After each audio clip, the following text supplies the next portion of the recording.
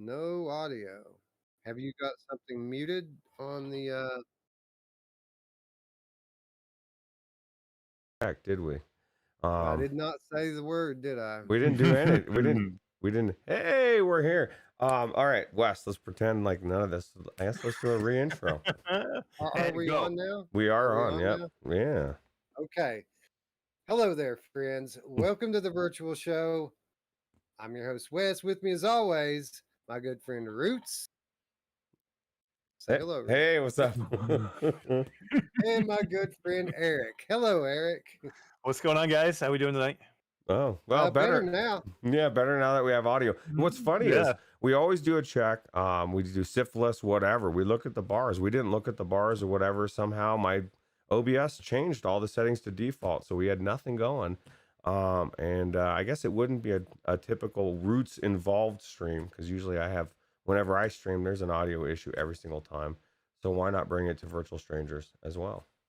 Yeah, I said some really poignant, funny shit too, and you missed it. You Sorry. guys missed it. It's gone in the ether. I can't remember what it was. It was so It's good. gone, man. Anyway, coming to you live on a Thursday night instead of a Wednesday this week. As it turns out, I had an extra day off of work this week. Hey guys, guess what? It's Labor Day for me. Nice. Happy Labor Day, dude. Yeah. So anyway, we were ill prepared and all beat down, tired yesterday after a long day of what have you, and we thought that it would be better to move things on to a Thursday night. And by the looks of the chat here, it seems like they don't mind so much. Yeah, I don't mind either because I like Wes. I told Wes, I said, man, I don't know if I'm not even gonna make sense. I'm so tired. And Wes agreed that he also was tired, and we figured between the two of us, that's a horrible show. 2 out of 3 people half asleep. Eric's trying to pull it all in himself. That's not cool, right? So now we're fresh and ready to go. Yeah, I definitely couldn't. I couldn't have carried you guys for sure. But it's a good thing we do have people in chat here tonight because it is time once again for us to play Game of the Month for each of the major VR platforms. Now, I guess it is arguable that some platforms are more major than others, but we're still keeping up with 3, and we're going to do something a little different this month, Roots. If we get stuck, I now have the ability to poll the chat. Ooh. So we can ask these people directly to click who they think should win, and we don't have to wait for people to type it in on the thing. So that Nice. could be helpful this time because I got to be honest, man. I don't know exactly which way I'm going to go until we start talking some of this stuff out. Yeah, well, we're definitely gonna need the help of this, and that's gonna be good for everything, Wes. Giveaways, anything. We want to poll you on what your favorite Joe Biden soundbite is. Radio run. Oh, hey, that's the that's the wrong button. Come on, man. That's definitely my favorite Joe Biden one right there. You know what was funny is just as you hit the Radio Runt soundbite, Radio Runt comes through with a $4.99 donation, and he says Idaho Pride. I'll tell you what, we deserve to hear it one more time then for Radio Run. Radio Run. How do you like them taters, Roots? Oh, I love those taters, bro. Yeah, congratulations, man. Yeah. In the house. Yeah. Thanks. Anyway, tons going on in the gaming world today, or this week rather. Roots, did you hear about Firesprite Games? Sony officially acquiring the developer behind the Persistence Firesprite Games and announcing it yesterday. Wow, I did not hear about that, but I did hear Wes 2 or 3 days ago saying that you were looking forward to some kind of news from Firesprite Games, maybe, and it seems like you were right. Well, we didn't get the reveal of what the game is. They've been teasing it for years at this point. They're working on a game from a globally recognized console IP, and we found out within the last year that this is a game that's going to support VR. And now having them come into the Sony fold, that really opens up the possibilities. And I don't know about you, Eric, but I find it extremely exciting to know. Not only, we knew that Sony was going to support their next gen VR with some big hitters, but now knowing this, we know that some of these games have been in development for years at this point already. Yeah, I mean, a couple things I didn't know. They have a huge studio. They're like 250 people in that studio, and I hear that they're working on not one game; they're working on 3 games right Wow. now. Oh And man. it makes sense for Sony to buy this studio because Sony's big thing right now is with the PlayStation 2 VR or PS5 VR. They're going to be making flat VR games. They're going to do a combo, right? They're going to do flat games into VR or VR games into flat. And who better to do that than Firesprite, who did the Persistence so well, who made a VR game in Persistence and then moved it to flat and did it great. So this makes perfect sense. This is a marriage made in heaven, and yeah, I'm as excited as anybody else about it. Did either of you guys catch the Sony PS5 event today? That 40-minute presentation that they put on. I I wasn't gonna watch it. I knew you guys probably watched it. So let me. Eric, what did you think about it? Did you see it? It was cool. Yeah, I watched Brian Paul stream it, and it was good. Yeah, it was really cool. I mean, it was some amazing looking games. Some of it was a little weird. Sony does some weird stuff, man. That opening sequence, they did an opening sequence with like a commercial about Sony, and it was just funky. It was all over the place. I didn't know what to think about that, but some of the games looked really amazing. Anything in there that you would expect? Now, they came in, under the pretense that there will be no VR. there will be no VR news during this event. But with us having the knowledge that they are going to be making some of these hybrid games, flat with VR mode, VR with flat mode, did you see anything in there today that you think might get the VR treatment a little bit down the line? There was one game in there that I looked at it and I'm like, my God, this looks like it's perfect for VR. I can't remember the name of it now. It's Ghostwire Tokyo. Ghostwire Tokyo. That's it. That game looks like, I mean, it's first person, and just the movements in there and the way that you're throwing magic around with your hands. I'm like, this is a VR game right here. Wolveraza says the hybrid thing he thinks is an excuse not to work on hand motion controls enough. He hopes he's wrong. I would submit, and I've submitted this many times, that that's going to be a stepping stone that needs to happen. For a lot of gamers, they need to come into VR with the exact same gaming schematics or gaming controls, especially for something like Call of Duty. Even though there's games everybody loves holding a gun, there's going to be those people that want to own, they want to be God in there, and they're not going to be God trying to aim a gun when they've been playing Call of Duty for 20 years the way they've been playing it. So I think they're going to do both.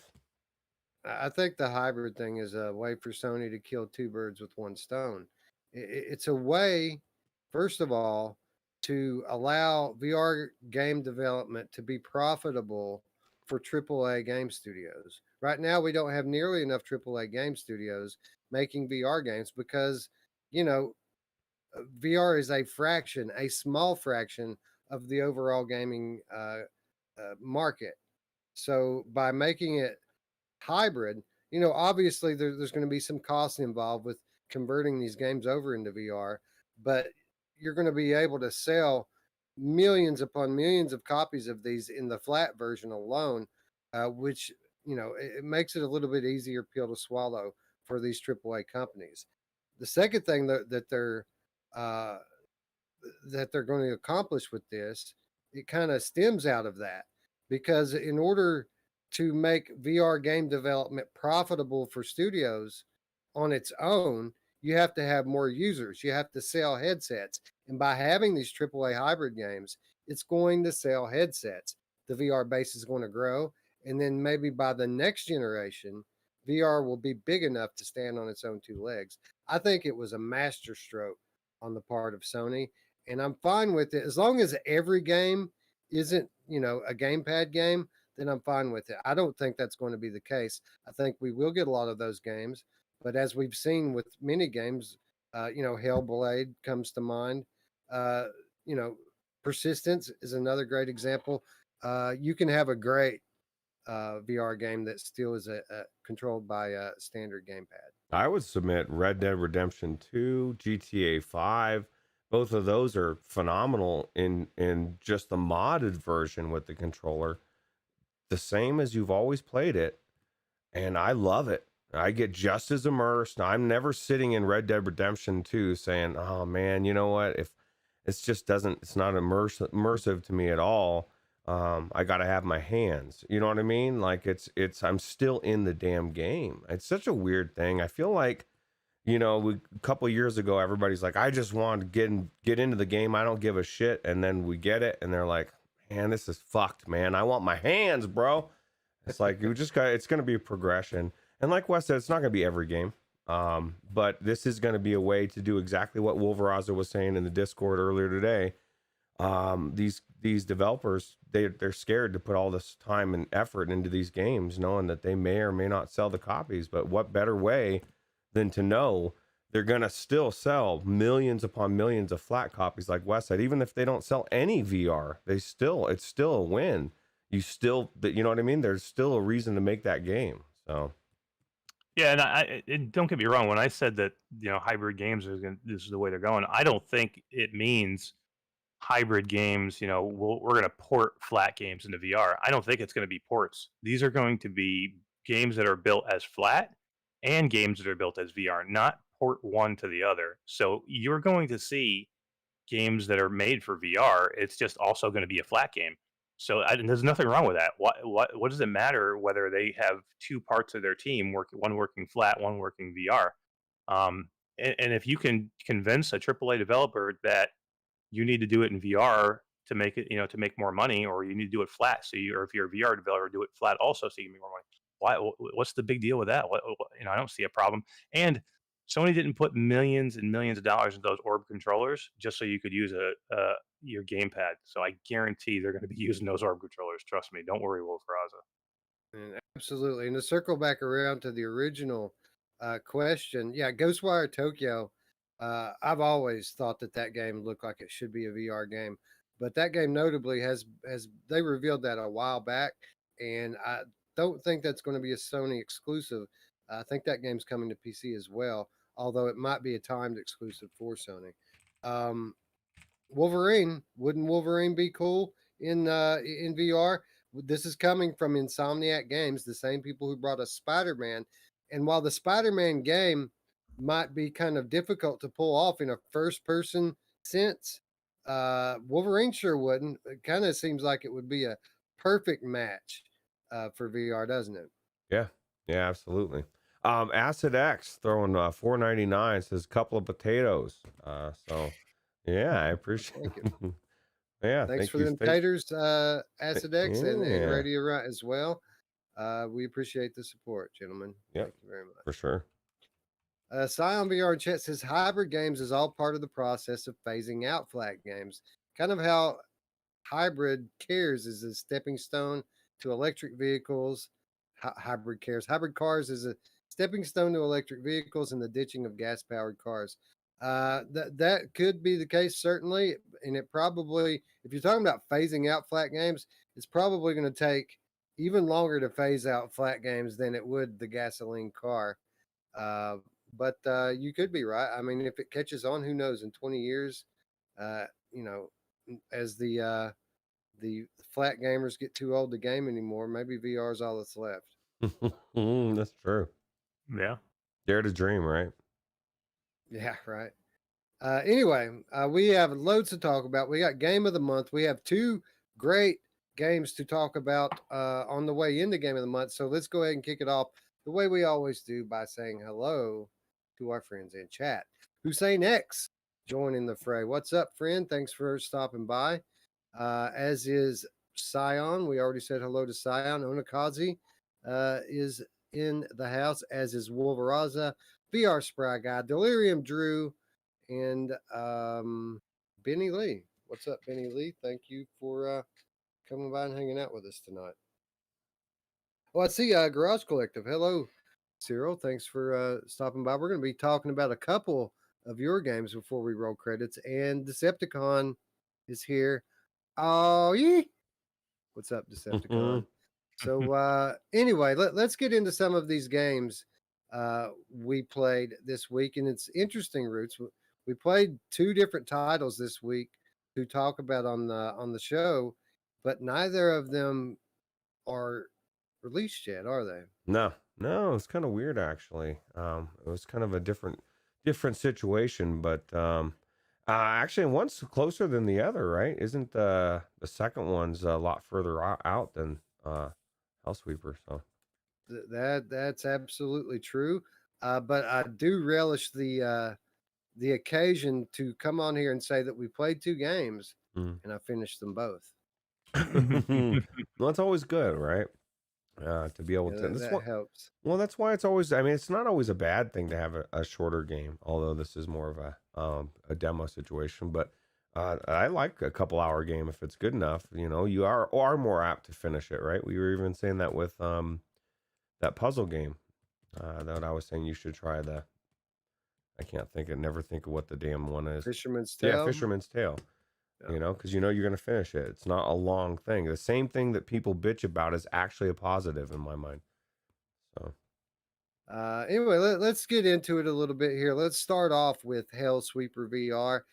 This is a game that is coming to us from Mixed Realms, the developer behind Sirento. And what Root says here is absolutely true. This game is not far out from release, from what I understand. What we have played is a demo, a free demo that any of you can play right now on Steam VR. All you have to do is go claim your copy, and you too can play through this Hellsweeper VR demo. They say that it's watered down, but there's enough here to let you get a general idea of what the main game is going to bring. And Eric, having played through this thing now, I got to say, watered down. It didn't seem very watered down to me. No, I mean it's a cool experience. I mean, I don't know how they're gonna. I mean, it seems like they gave you quite a bit of the game, right? I mean, I don't know what they're gonna come out with that is gonna be different than what they already showed. So I'm curious to see, what the final launch version looks like. But the demo was pretty polished. I mean, without knowing any, there's really no story to it right now. You know, what I mean, there's no background, but you're just in there actually doing the things. But yeah, without seeing what it is, I mean, I don't know what they're going to do to ramp this up, but I'm looking forward to it, man. I loved every minute I spent in this game. Yeah, it's a procedural roguelike combat game which incorporates melee, incorporates gunplay and magic, gesture-based magic. And the way the demo is set up is you play through a level of about 9 or 10 different stages. I think it was 9 stages in a boss fight, although they didn't give us the boss fight in the demo. It didn't give it to me anyway. Roots, did it let you fight the boss? No, it was just the stages.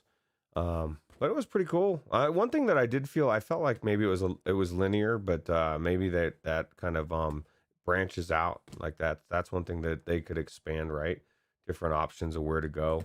But Well, the kind of depth that they have set up through the progression system here, I could see it like what we played today being like level 1, and they could give us like 6 or 8 of those with more enemies being introduced into the mix. I mean, the kind of depth and leveling that they give you with regards to your magical powers and your weapons and your character, it would take playing through 6, 8, 10 of those uh, to fully flesh out any one item that you decide to focus on. So I think that what they could do here is give us a lot more enemy variety, some obviously some scaling difficulty, and a lot more boss fights. And I think that what we may see is what we played today, just being one of multiple levels of a game that gets progressively more complex as you go on. the movement, Wes, did you do like gamer tag in this video, which is gamer tag? Shout out for using his video. He's flipping around. He's back. I was so vanilla in my movement. I like when I watched the video of this thing, I was like, I wanted to pick up that leg and hit myself in the face with it. even though I didn't do that either. I didn't pick up any body parts. I was traditional, man. I just stuck. I mainly focused on. I really liked the guns. I don't know. What about you guys? I thought the guns were kind of weak, but I didn't level it up at all. My main, I started with swords at the beginning. I started with a sword in each hand, and I would use one for defense and the other for offense. And as the game went on, I really progressed my fire magic and got it to like level 4, level 5, to where it was very devastating. And I unlocked the 3-beam flamethrower trait. I don't know if you guys played with that any at all, but it's awesome. So I started out more of a melee fighter and then moved into more magic. Eric, how did you approach it?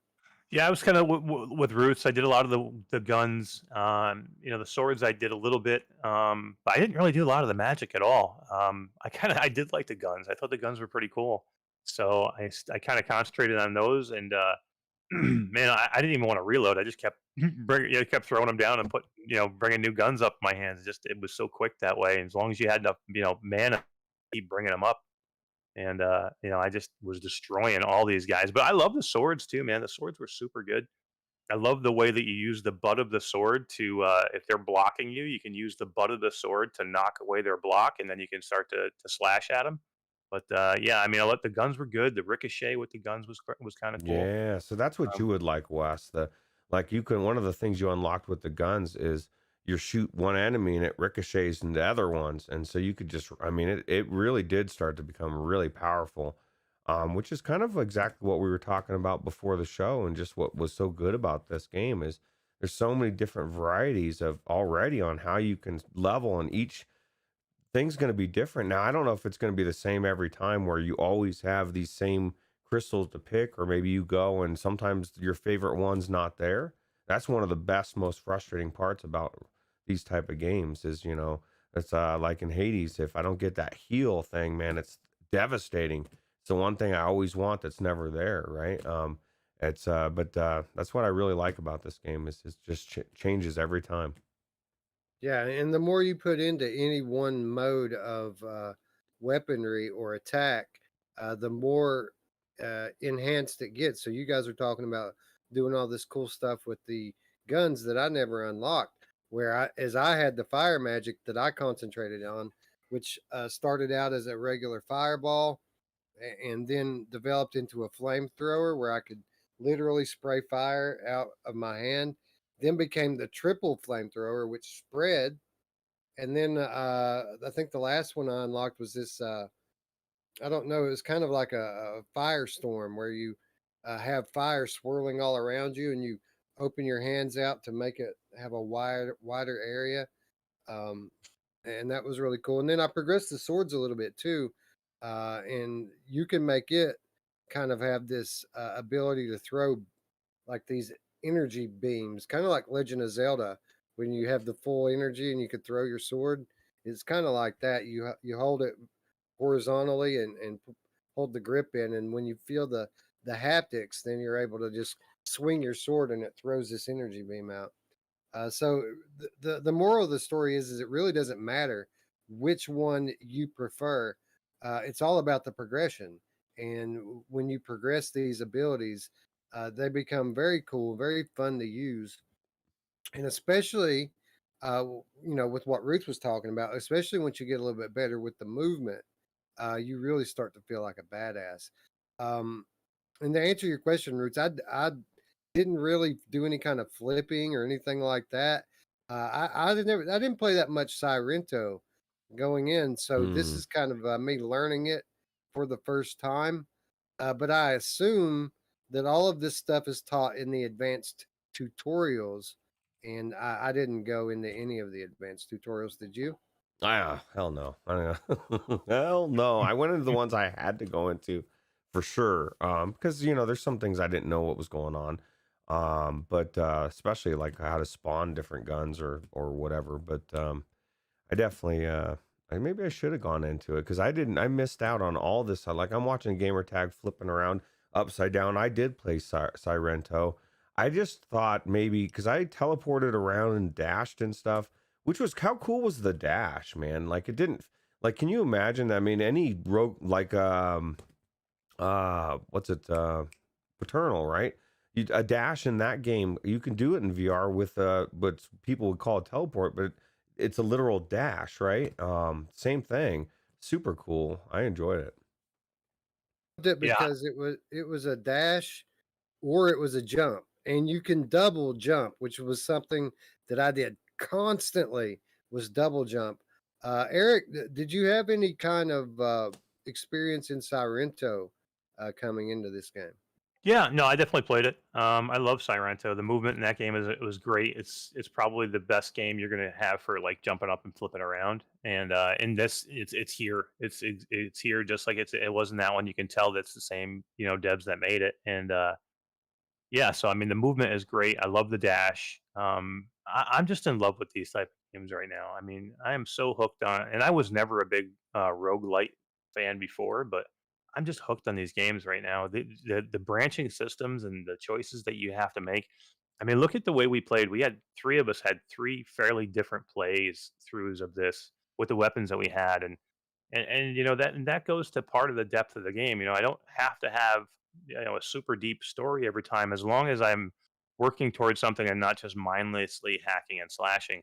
I like I hope there's a story in there somewhere, but I just like the progression. I love the depth of the way you can progress yourself, and that's what I'm really digging about a lot of different roguelites right now. Because every choice makes a difference, and what you can how you build yourself. Like you went with the magic, Wes. I didn't even do the magic at all, really. I mean, I didn't really even mess with it just because I was so focused on the weapons and the guns. So yeah, it's just amazing the way they're working these things right now. Yeah, and I completely agree with everything you said there. I wasn't a fan of roguelikes either until some of the newer ones that have come out. And it's interesting you say that because my immediate vibe going into this was in death. Like this game looks like in death, and it's kind of got the same layout as in death, but where it really sets itself apart from an in death is the progression system. In death you get new arrows and things with different abilities, but that's about the extent of the progression in death. Whereas you have a game like this with all sorts of different you know different types of offense, all of which are fully progressed, and then on top of the regular level progression you unlock traits. um Roots, did you discover in the shop how to apply traits to your uh offensive weapons?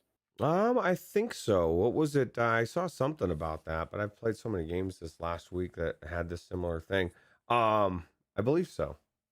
Maybe. What about you, Eric? Did you play around at all with the traits? I didn't really. I was kind of messing basically just with the upgrades of the weapons. I saw where you could buy them. You could trade in you could trade in souls of Oh, that's what it was. Yeah. the people of some of the enemies that you killed, and you could buy. So I did buy a couple, but I didn't have time to like look at it all and pay attention to it real close because I was just trying to get through it as fast as Yeah. possible.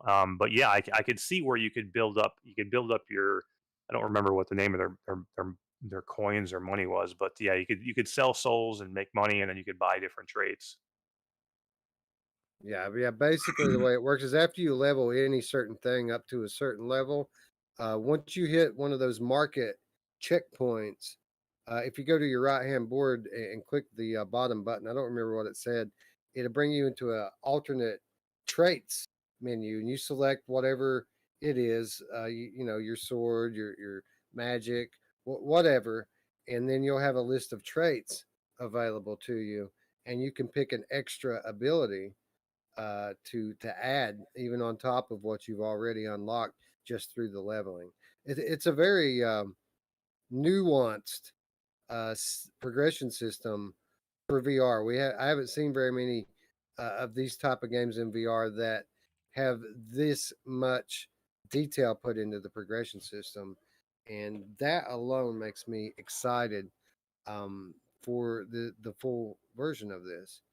Um, now, I guess we need to hit some of the basic stuff that we always talk about. Roots, absolutely beautiful game, isn't it? Yeah, yeah, it looked beautiful. Sounded amazing. I was impressed by the graphics for sure. Now, how much time did either of you spend in this game? Because I noticed in my my thing, I on my friends list, I was blown away because Wolveraza's already put in 3 hours in this game, and he says he hasn't gotten much time in there. And Skiva's got like 12 and a half hours or something. Now, Wow. some people have just Wow. gone to town in this thing, and that tells you how good it is, right? Well, I think it maybe on Skiva might have access to an expanded version of it. Like we're just playing. Roots, you and I are just playing with the store beta. I think Eric, didn't you say that the review version of it had a little bit more to it? Yeah, it was basically it wasn't much. We got early access basically to the demo before it went to the store, and we got like one more enemy. You know what I mean? So it's not like we got a lot different. So I How, didn't get how like about how about the enemies? By the way, it was a pretty good variety for what basically amounted to a 45-minute to an hour long campaign. There was some pretty good enemy variety in here, wasn't there? oh, they were super creepy, man. Give you like serious like spooky movie, scary movie like what was the Hellblade or what was that movie with the Pinhead? Hellraiser. Hellraiser, that's it. That didn't give Yeah. you those vibes with the cages that some of these guys had on their faces and they had like no eyes and super creepy. Yeah, it was awesome. What'd you think about the enemy set, Roots? Oh, I thought it was really good. That was very unique and pretty creepy. I don't know. I one thing I didn't I don't know. I definitely I feel like there should have been more enemies, but I feel like we said it's a demo. So this is probably I think you nailed it at the beginning, Wes. This is probably like one level, one set of enemies, right? Yeah, and I could think of. Let me think. There was two different zombie varieties. There was the flying bat things, which were creepy as hell. Did Those you were guys creepy. notice that The the face. bat things, they were decapitated heads of geisha girls, like from like Japan, and they had grown bat wings and fangs out of these heads, and they would just fly around and shoot like these balls at you or whatever. They have balls flying out of your mouth. You know who else has balls flying out of their mouth? My mom! Yeah, she does. You know, I'll tell you what, that was the creepiest thing for me. I don't know what it is, but putting a face, an actual face on something like that, it was just weird and it was creepy. And it worked very well. But you think, we played 45 minutes to an hour long demo, right? We've got the two zombie types. We have the flying enemy. We have the big giant thing with the axe, and then you had the other flying enemy, the big flying enemy with the samurai sword and the force field. That's what, five different enemies in this one little stretch of game. Where you think about another game, a popular game like In Death, which has a handful of enemies, and then you get some variants as you get deeper into the game. But I think that it represented itself pretty well for again what it was, a short demo. Yeah. Wolveraza says he just shot the bats real quick and just moved on. He's not messing with him. He's not worried about him. You know what I did with the bats was I would double jump. Like I would take a jump up in the air over top of them, and then I would use the second jump to fly by them and slash them with my sword as I'm flying by them. Yeah, the sword took out the bats really well. You know, I Yeah. found myself, I don't know why, man. Like, I guess I didn't want to worry about mana, but I found myself reloading. I really like the reloading mechanic. You know, the way you just grab your hand down and you've got your bullets in your hand, you just throw them in there and boom. You know, it was easy and it was really cool. And that was one of the things that really stuck out to me as well as they did the, mechanics for everything was really done well. It was really easy to do every move. There was no jank. There was no, you're accidentally doing it or you're trying to do it 1,000 times. It's not working. Everything just worked really well. And it's all gesture based. And what you're saying there is what's so amazing about it. The gestures were simple, swipe up, swipe down, swipe left, swipe right. But it all worked. Like you would expect something like that.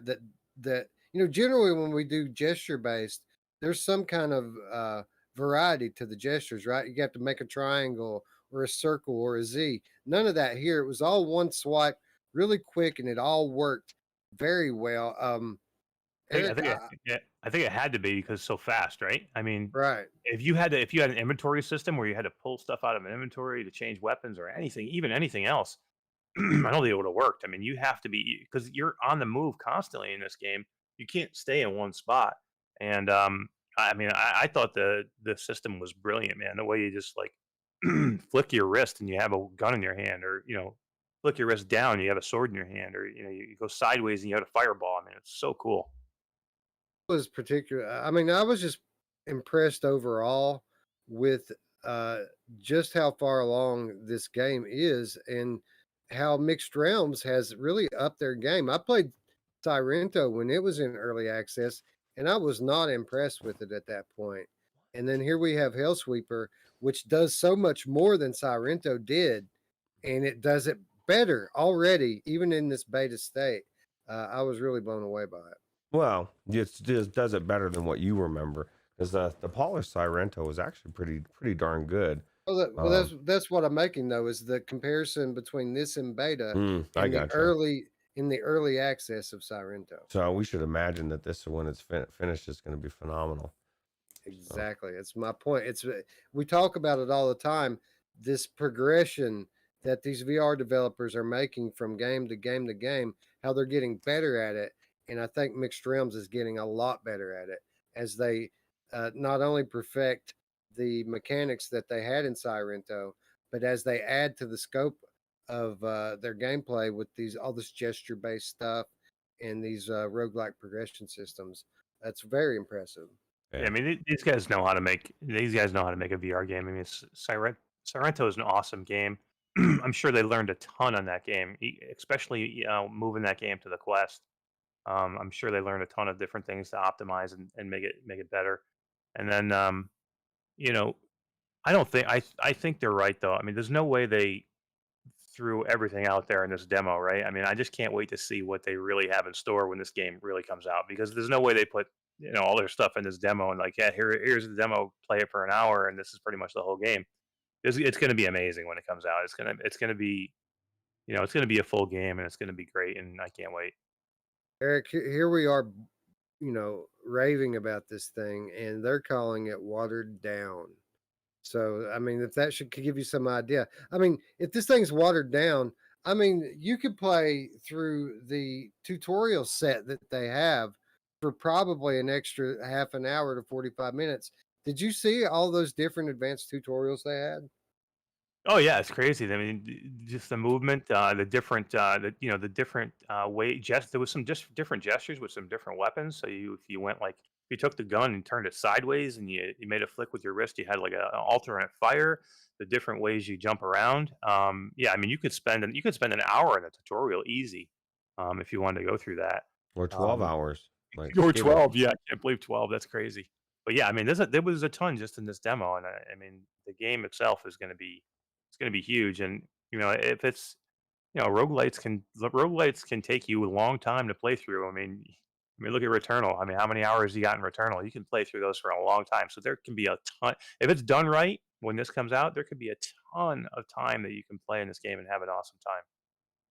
Yeah, which kind of brings me to my one of my areas of opportunity here. Roots, I know that you probably wanted that damn tutorial to just hurry up and get over with, because that's how I was. I mean, it was a fairly long thing, and it was all information that you needed. And I'm talking about just the basic tutorial that you have to do to play the game. But then there's all these advanced tutorials that you need to really become a master at the game. I feel like this could be done better. And the way that they could do that is by having playable levels that incorporate this kind of training. Instead of doing a straight informative tutorial, couldn't they do like a training level and have a set of training levels to teach you all this stuff? That would make it a lot more consumable for me. Uh, what about you? Would you be more inclined to participate in a training level as opposed to these straight informative tutorial system that they have set up? Absolutely. Or the best games that we've even said, like sometimes you don't even feel like you're in a tutorial. It's like you're playing through, you're doing it, and then it dawns on you, oh shit, this is a tutorial. Well, this is actually really fun. You can make tutorials don't have to be a drag. There's a reason why when I hear tutorial, I start to my eyes roll back in my head and I just like fall asleep. Because most of them are like exactly that, where you're like, come on, let's go. I want to get to the game. Now, I will submit, I can't remember what it was I was playing recently, but I was playing it and I had no idea what was going on. And every time the tutorial would come up, I was like, I don't want to do it. And then as soon as I didn't do it, I'm like, fuck, man, what am I doing? I should have listened to the tutorial. So there's reasons for it, but please make it entertaining.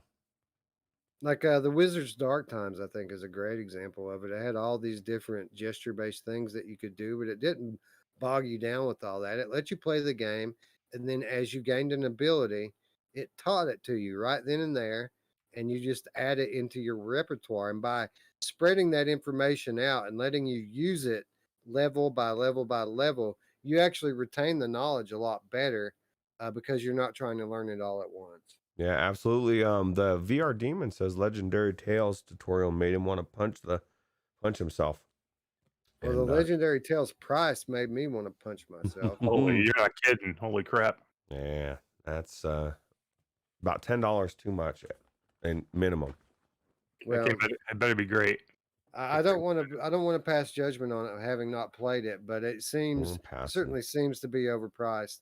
I didn't request a review key for it, but I think I might now because I sure as hell not going to buy it. And if it don't come to Viveport, the only way that I'm going to check it out and see if it's worth the $35 is if they send us a key. So, if you're watching, Legendary Tales developers, please grace us with one of your $35 game copies, please. Yeah. Thank you. Yeah, absolutely. Anyway, VR Demon is in the chat, and he says that he's loving the Hellsweeper playtest. Yeah, I'm loving it too. It's very high quality, much further along than I would have expected it to be. And I really, I hope that people's speculation that there's not much more to this than what's in the playtest is wrong. I fully expect that this is just a glimpse of what the game has to offer. And I think that once we get the full version in our hands, it's going to be very obvious to people that they didn't just give their game away. Yeah, absolutely. Anyway, I think we've said all about all we can about that one.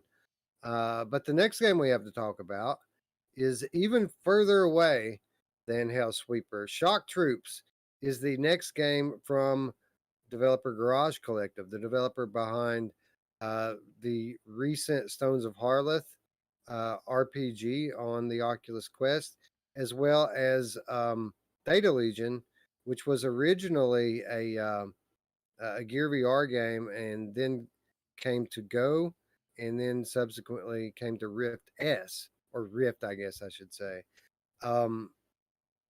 Shark Troops is described as a spiritual sequel to Theta Legion and Ruuts. That was very apparent from the very beginning, wasn't it? Yeah, it was definitely very reminiscent. Except for it was more sci-fi, I guess. It would be more spacey. Shout out to Paradise Decay for his video that we're showing here. And I really enjoyed this game. It was definitely a lot more like, or at least the demo of it, like the Theta Legion, right? Yeah, it was very similar to Theta Legion, although it was obviously more advanced from a production standpoint, a little bit more detailed visually and sound. I thought the sound was phenomenal. But what we had here was basically a 4-level demo of a game that is literally in the early stages of development. Shock Troops is not due out until the end of 2022, so a long way to go on this one. But already a fairly solid 4-level demo out there. And I just want to thank our friend Cyril at Garage Collective for granting the three of us with review access to it. One of only a handful, guys, of different media outlets that have access to this demo right now. So big shout out to Cyril. Big thank you for letting us check this out. Yeah, absolutely. Yeah. 100%. He's awesome. Anyway, Eric, did you play Theta Legion at all? I did not.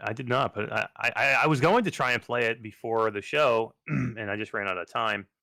I've had a crazy couple of days, so yeah, I wanted to. I have access to it now. Thank you.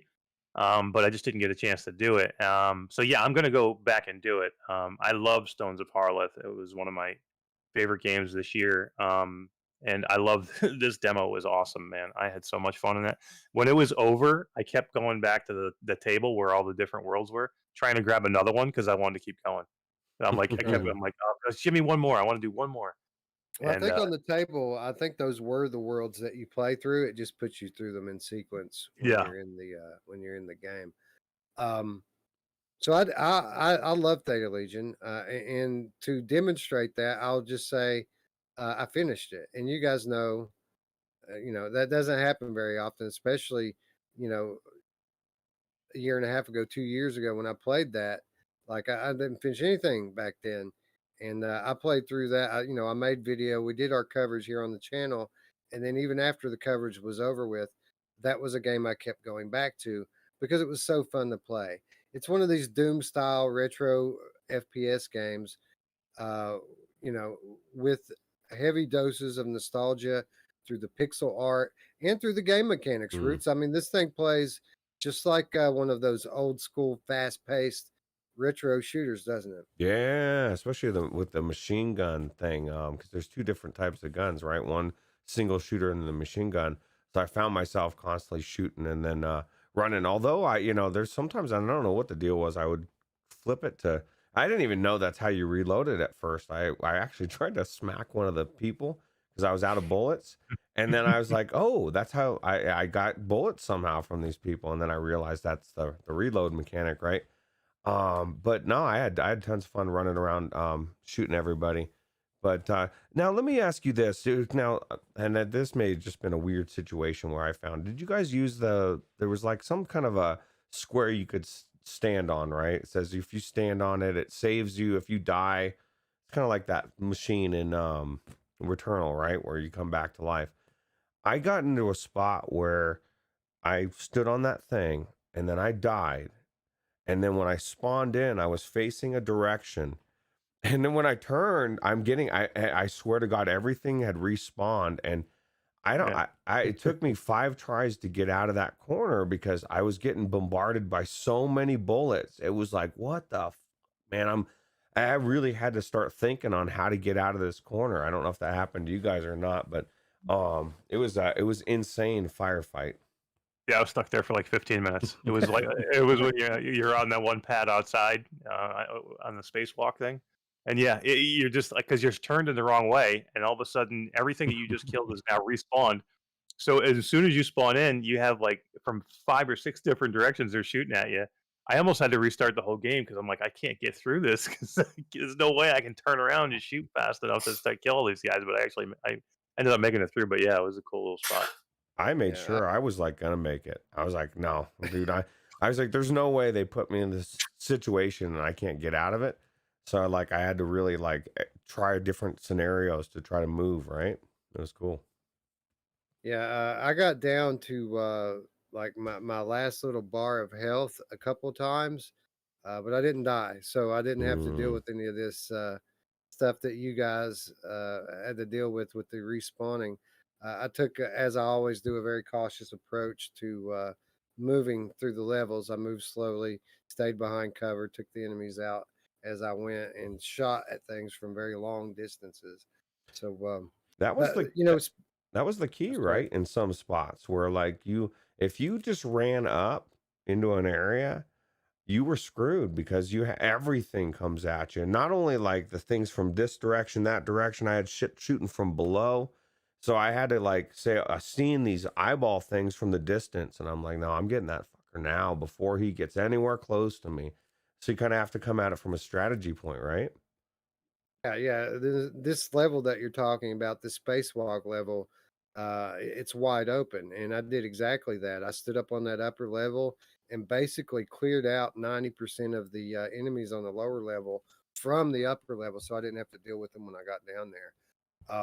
But Eric, I always say that, with this pixel art, as long as the developer doesn't get lazy with it, you can do a really good job with it. And uh, just because it's pixel art doesn't mean that it's not going to be immersive. And I think this spacewalk level was a great illustration of that, because I was just wowed at how cool this thing looked and how immersive it was. Like, the whole game was cool, but that spacewalk level, when you got out against that, that the backdrop of space, it really, really was very immersive, and it felt like being out there. Um, did you experience this at all? Did you have any wow moments?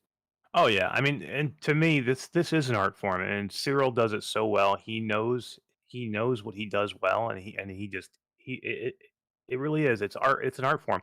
Now, yeah, I could see a developer doing it, cheaply and quickly and trying and make it like that, but that won't look like this. I guarantee. If somebody tried to do that, this is a labor of love. This is cannot be easy to make this stuff, um, and it's just done perfect, just like Stones of Harlath.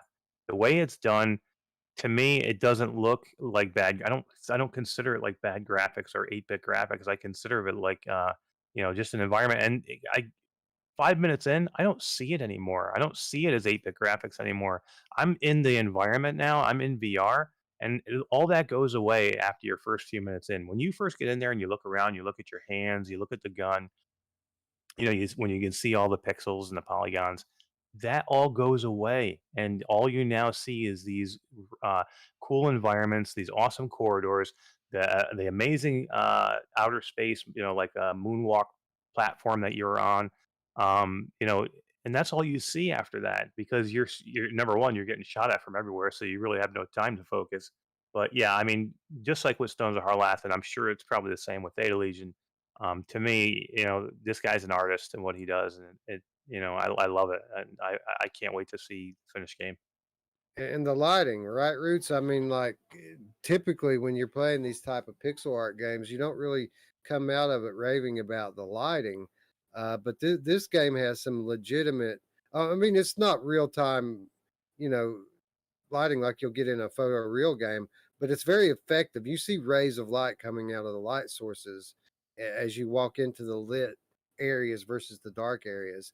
It's all very well done, and it really ratchets up the immersion level, doesn't it? Yeah, absolutely. The lighting was amazing. It definitely adds to the immersion. And Cyril's also saying that the quote unquote save spot is bugged right now. So the Mm. fact that we were able to get out of there, Eric, is a testament in itself. We probably weren't supposed to. We rock. Yeah, we rock. Now, let me ask you guys. I did get stuck a bit in the last level of the game. It wasn't exactly clear to me the first time uh, that that what I was supposed to do to to make that thing vulnerable. So I basically found myself in a loop where I was just killing all these residual enemies before I finally figured out what I had to do to it was like at 10 minutes later I figured out what I'm supposed to do to attack that big thing. Did you guys did you understand what you were supposed to do to kill it right away, or were you more like me, fumbling through it and then finally figuring out that you had to activate three things at the same time to bring the shield down? I had a Yeah, couple moments like that in the game, not only at the end, but just where you're like doing something and I'm just obtuse, not paying attention, I guess. And then I realize I'm got to change it up. So, yeah, I got Eric? lucky. I saw one of those machines right away when I first got into that room, and I saw that I could hit the button, and I did see that there was two more. So I just got lucky that I happened to see it. Because if you don't, I know I can see where if you miss it, you know what I mean. And then actually, I didn't. What screwed me up is I didn't realize that you had to keep going back again. You know what I mean? Because I'm like, well, what happened? And then you had to keep going back and doing the same thing. You had to do that 2 or 3 times. So yeah, took me a little bit to figure that process out. But yeah, Well, you have a small space of time that you have to hit them all three in. Like I hit them all three on my way up the ramp, but I didn't go fast enough. So I guess by the time I got the third one, that the first one had reset. right. So I just kept waiting on something to happen that never came, and then I started shooting at it, and it would tell you that it's futile, right? You can't hurt me right now, and then eventually it just clicked all of a sudden, and I tried it, and it worked. But it was comical, man. I just kept fighting these things off. Mhm. Luckily, they keep spawning in health and ammo to keep you going. Um, so I didn't die and have to get stuck in one of these respawn points. Wolveraza is wondering how the haptics are in this game.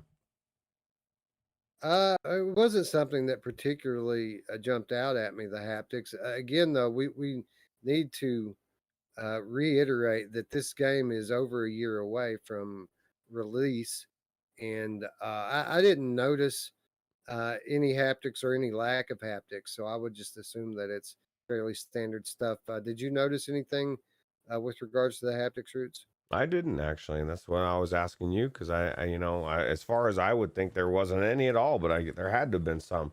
I just they clearly didn't feel off or anything, so I'll have to go back in and check it out. What about you, Eric? I don't remember any at all. So, but I also don't remember going, oh Jesus, no haptics. You know what I mean? So I don't know. I don't know if yeah, I didn't miss it. If it's not there, I didn't really miss it. Yeah, I'm assuming Cyril's saying, are you meaning controller feedback or B haptics? I'm assuming he means control feedback. Yeah, yeah, controller that's what I was feedback. thinking too. Yeah, I didn't notice it, but I didn't notice it not being there. I think if it weren't there, I probably would have noticed that. But I don't remember one way or the other whether there was anything there. So I wouldn't call it remarkable. I wouldn't call it anything. To be quite honest, I didn't take any kind of mental note of it at all. Yeah. Yeah, and he says, yeah, it's pretty standard controller vibration. So it was there.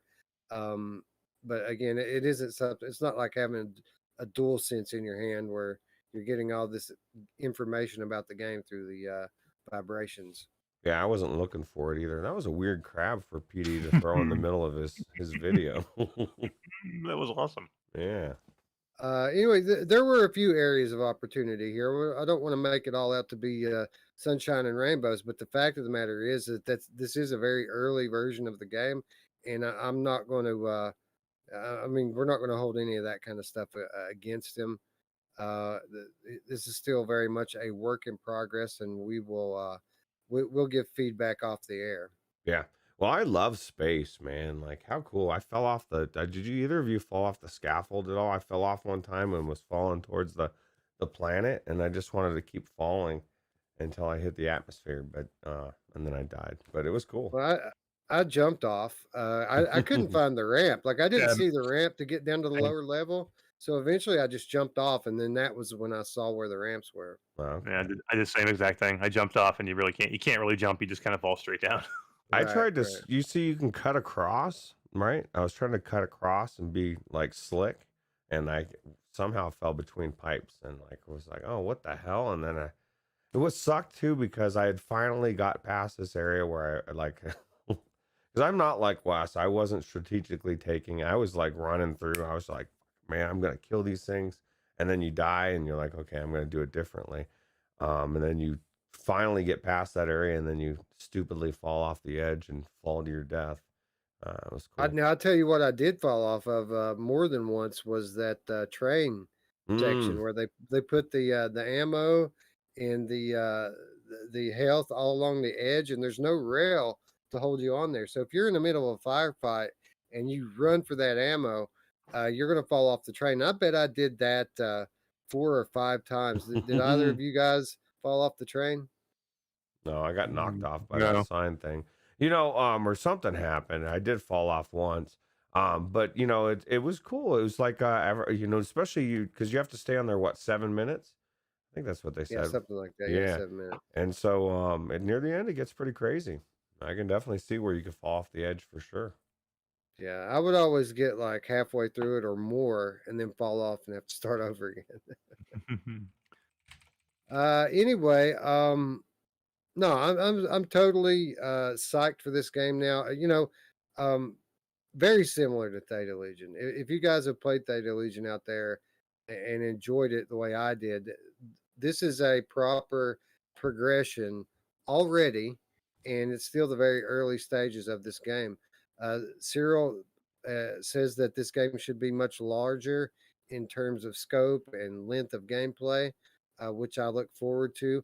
And one thing that I noticed that was a stark improvement over Theta Legion was the audio. Like I thought that the music and sound effects in this game were phenomenal. Not that they were bad in Theta Legion, but I was really impressed with the soundtrack. Yeah. Well, the music makes everything, right? Like, especially if you're going on out cool, killing stuff out in space. Having some cool music going is really good. This just looks amazing. I'm just remembering how amazing it looked. I love space, like I said, and anything in VR that has me overlooking a planet is amazing. I'm super excited to go to Theta Legion now. Yeah, Now, I have to wait for this game, so I'm gonna go into Theta Legion and check it out. you're gonna love it. Because I love this. I love Stones of Harleth, and I love this, so I'm sure I'm gonna love Theta Legion. Yeah, Theta Legion is like 10 levels, and it got a significant graphical upgrade when it came to PC. So a lot of this lighting and stuff, and a lot of the depth to the levels, all that stuff got added in when it came to PC, and it's very similar to what we have here. Only it's fully fleshed out and finished, where this is just kind of the beginning stages of a game. Is Garage Collective still in the chat? Cyril, do you have any plans? Would you ever think about bringing Theta Legion to the Quest? I mean, because that's a game that could probably move to the Quest, right, guys? Oh, for sure it would run on Quest. I think not to answer for him, but I think that this game kind of is him bringing Theta Legion to the Quest. It's that similar. But no, I mean he could do a straight port. It probably would be a good way to pick up some quick funding. But I got to imagine developing a new game is much more fun than porting an old one, right? Yeah, absolutely. I mean, he's already brought Theta Legion to 3 platforms, so like he's probably sick of doing Theta Legion. He's sick because it was on the Go too, right? Is that what it was? It was on the Go. Yeah, it was on Gear, and then it was on Go, and then it came to PC. Anyway, I'm sorry, go ahead. No, I was just going to answer Mepper. He wants to know how I managed to keep a full beard through the hot summer. It really doesn't bother me, man. I'm out in the sun all day, and it's like people ask me that. And it's like it doesn't. You know what the biggest thing, and I guarantee anybody that's got a full beard would say is there's those moments when you would just like to feel a cool breeze on your face, and you just can't. You know what I mean? Like this part of my face will not get a cool breeze. It's not happening. So, you could braid it. I could braid it. That would be cool.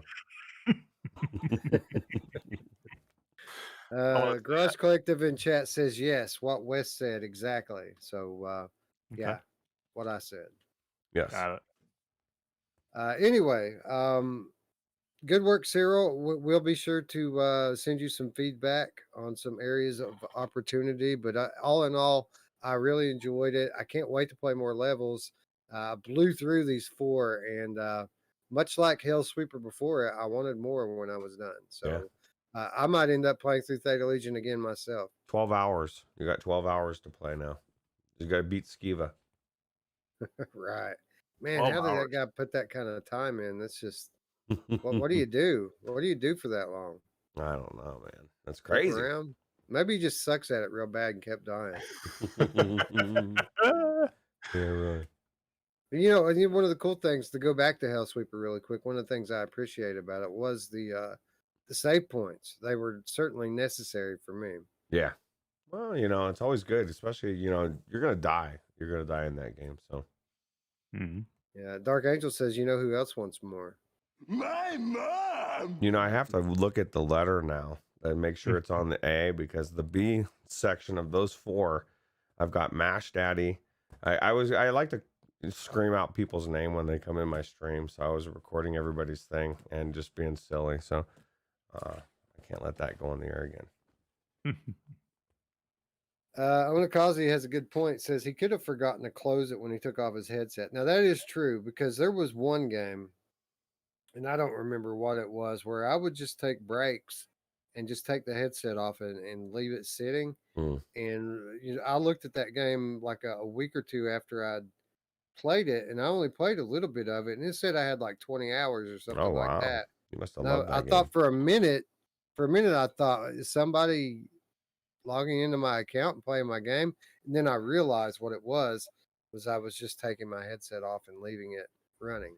So it very well could be that. Yeah, That would make sense. if you're gonna do that on Viveport Infinity. It helps the devs. Yeah, right. Yeah, Exactly. right. Oh God, I never thought about that. You could Yeah. Really hook those pad guys up. Yeah.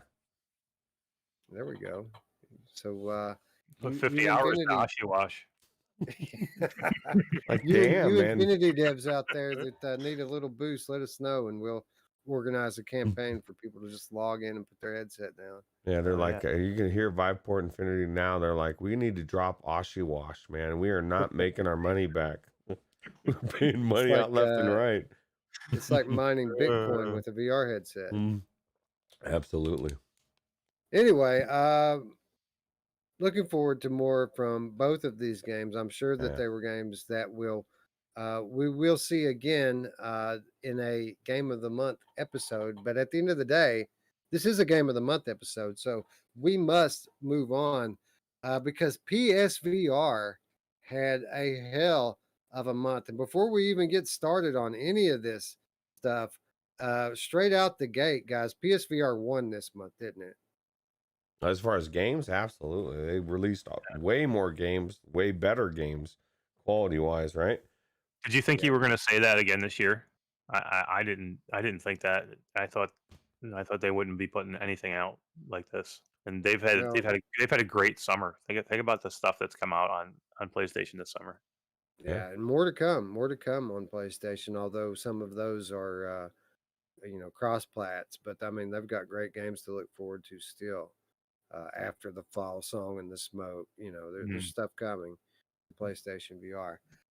But this month was a great month for PlayStation VR, and we started all off with a game that Oculus Quest owners as well as PCVR owners have been enjoying for some time. Synth Riders made its way to PlayStation VR from Cluj Strategic. Came out on August 10th for $25. And, Ruuts, we call it a dance game. Most people call it a rhythm game. But at the end of the day, what makes this game so popular is the multiplayer. And it came with multiplayer fully intact to the PlayStation VR platform, and people, as expected, raving about it. Oh yeah, that's the biggest thing that people rave. That's why gamer chick loves this game so much, right? It's a multiplayer. I love the fact, and this is what you love about it, is the movement, right? The fact that you actually feel like you're on a track moving somewhere. The experiences are phenomenal. If it wasn't for those, I would think it was just another rhythm game, but it's unique in that respect as well. Yeah, and I'm sorry, as is the case with most games that take their time to make it to the PlayStation Network, this game coming with a full catalog of, purchasable DLC, more songs, more beat maps. And Eric, one of the special things about Synth Riders is that their maps aren't just beat maps, they're actual levels as well. Yeah, I mean this game is amazing. Better than Beat Saber. I'll say it. I'll say it every time. I said it tonight earlier. I like this game a lot better than Beat Saber. I never go back to Beat Saber, and I go back to this game quite a bit. So yeah, I mean, and that's not even talking about the experiences they have in here, because those are some of the coolest things that you'll find. Um, the trippy psychedelic experiences, and some of the levels and the way you're moving through them. You're not stationary like you are in, say, Beat Saber. You actually feel like you're moving through the level. And I love the music. I'm not a fan of the Beat Saber, any of the Beat Saber soundtracks, and I love this little this dance, what, I don't know what it's called, this psychedelic dance music or whatever. But I love it, man. And some of the other stuff in here, Pennywise. I mean, you're not going to find that in a lot of other games. And yeah, hands Yeah. down, this is better. Even without, even on PlayStation without the multiplayer, because they don't have the multiplayer yet. Oh, they don't have the multiplayer. I They thought do they did. not. Yeah, they do not. It's coming, but they don't have the multiplayer yet for the PlayStation version. Oh, But even without my that, bad. it's still amazing. So, see, this is why it's important that we have Eric on. He's the one that keeps me in line so that Simplex don't just eat me alive in the comments. Yep, he can delete now. Delete your comments. Yeah, delete Simplex. Anyway, what you're saying is true. The soundtrack to Synth Riders is far and above any other rhythm game out there, not only in its diversity of genres, but it has big name artists in it as well. And while we're starting to see that come to Beat Saber, it has always been the case with Synth Riders.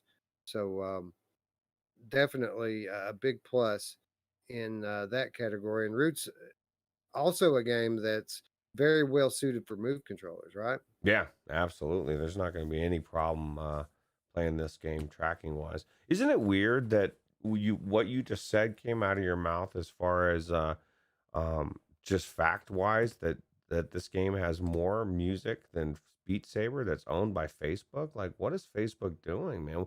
What did they pick up Beat Games for? That's what I want to know. What are they doing with it? Like, they haven't done anything with it yet, right? Except for just attach their name to it. Skrillex, bro. Yeah. Right. They put out a few music packs on it. But they're catching up. Nothing that Beat Games wouldn't have done if Facebook wouldn't have picked them up. Maybe. I mean, I don't know. I just feel like that they should be able to do more. They've got Facebook money. Come on, Facebook. What are you doing? The only thing they've done is put multiplayer in, and they did it, and they half-assed it. It's the multiplayer in Synth Riders beats the shit out of the multiplayer in Beat Saber. The multiplayer in Beat Saber is, I don't know what they were thinking when they did it. It's just not good. It's not fun to do. And Synth Riders does it like 100 times better. Yeah. That's the only thing that they've done since Facebook bought them. Yeah, it's weird. Maybe it's coming. It's kind of weird.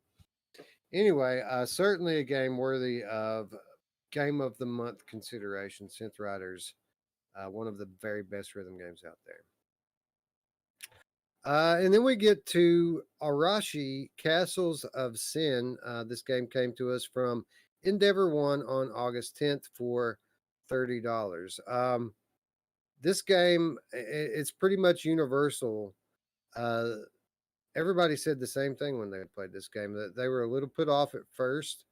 But as you settle into it, as you get used to the controls and realize how to play the game starts to get fun. And then it starts to get very fun. A little bit of criticism came their way for not launching with PS4 Pro enhancements. But this has since been rectified, as yesterday the PS4 Pro patch did drop for Arashi Castles of Sin. And while it doesn't fix every little problem that the game had at launch, it certainly is much more well represented now than it was before. Eric, did you get a chance to play Arashi? You did, didn't you? I didn't. I do have access to it. I just haven't had a chance to do it. I've seen it play. I watched your playthrough of it, and I've watched a couple with Brian Paul's playthrough. So I did get to see quite a bit of it, but I haven't actually tried it for myself yet. But yeah, I mean, this game's amazing, and they just literally had another update like a day or two ago. That was supposed to be a huge update, right? That was supposed to be graphically much better, and was supposed to change a few of the control bugs that they had. So I mean, Endeavor One is rocking on this thing. I mean they're not screwing around. I mean they heard some of the complaints and they're fixing them right away. So yeah, I mean, and I would contend that out of this, long list of great games on the PSVR docket this month, this is probably the best from an all-around standpoint. Like, this game has a fairly lengthy story-driven campaign. The gameplay is just fun. It's fun to do. It's fun to get in there and play. And a lot of these other games fail, this one is just a good all around. Like I wouldn't call it great at any one thing, but it's good at everything, right? It's one of those, and it's a game I recommend at $30. So I mean that should tell you a lot about it just in its own right. Roots, I know you were very critical about this game not getting a pro patch uh, at launch, but that aside, I mean that's something that that a lot of games don't have it at launch. Yeah. They have rectified it by the time we got to our game of the month um, discussion about it. So are we going to really hold that against them, or are we going to call it water under the bridge at this No, point? I think it's actually a testament to that they're good devs. Like Eric said, they're already on it so quick. How many times do we hear that something's wrong with a game and the devs don't change anything? Nothing happens. A year goes by, it's still wrong with the game. So I think you give them credit. They did get it before, and it's I mean, it's really how the game is now. Um, but but I think Wolveraza was saying no. I was gonna ask you. He said any plans on this coming to Quest or PC, and then I was gonna say can you fist bump the wolf? That's what I want to know. You can pet the wolf, and you Oh, actually, I think you get a. No, I don't want to speak out of turn. I can't remember if it's this one or Blair Witch that gives you an achievement for playing with the dog or petting it or something. mm, Actually, I think it might be Blair Witch. mm. Um, but the dog is very much plays a pretty big role in the gameplay here, which is cool. There's 4 or 5 different functions that the dog can do if you command it to do so. So uh, I thought that was cool. Um, People who enjoy the animals in these type of games really would enjoy that aspect of this game. Yeah, it looks cool. Yeah. Haru. Who doesn't love Haru? Oh yeah, for You know? sure. And anyway, it was a very good game. And one of the games I'm struggling with this month when it comes to game of the month for PlayStation VR, because there were so many great games that came out on PlayStation VR. 2 days later, Blair Witch VR dropped from Bloober Team on on PSVR. This is another $30 game, and a lot of people were worried about this one when it was announced for PlayStation because of the Layers of Fear port that had came out months earlier. The Layers of Fear port was a bad port. It was basically a bad port of the Quest version of Layers of Fear. So, like the graphics failed, the controls weren't the best, and people thought that it was going to be the same thing all over again with Blair Witch. Much to everyone's surprise, though, that was not the case. This game came pro patched on day one. It was beautiful from the start. And this game in general is a much better VR game than Layers of Fear was. So, um, surprisingly, this was one of the best PSVR releases of the month. Have either of you played Blair Witch? I guess I should start there. I have. I did on the Quest, and I really liked it. I really enjoy.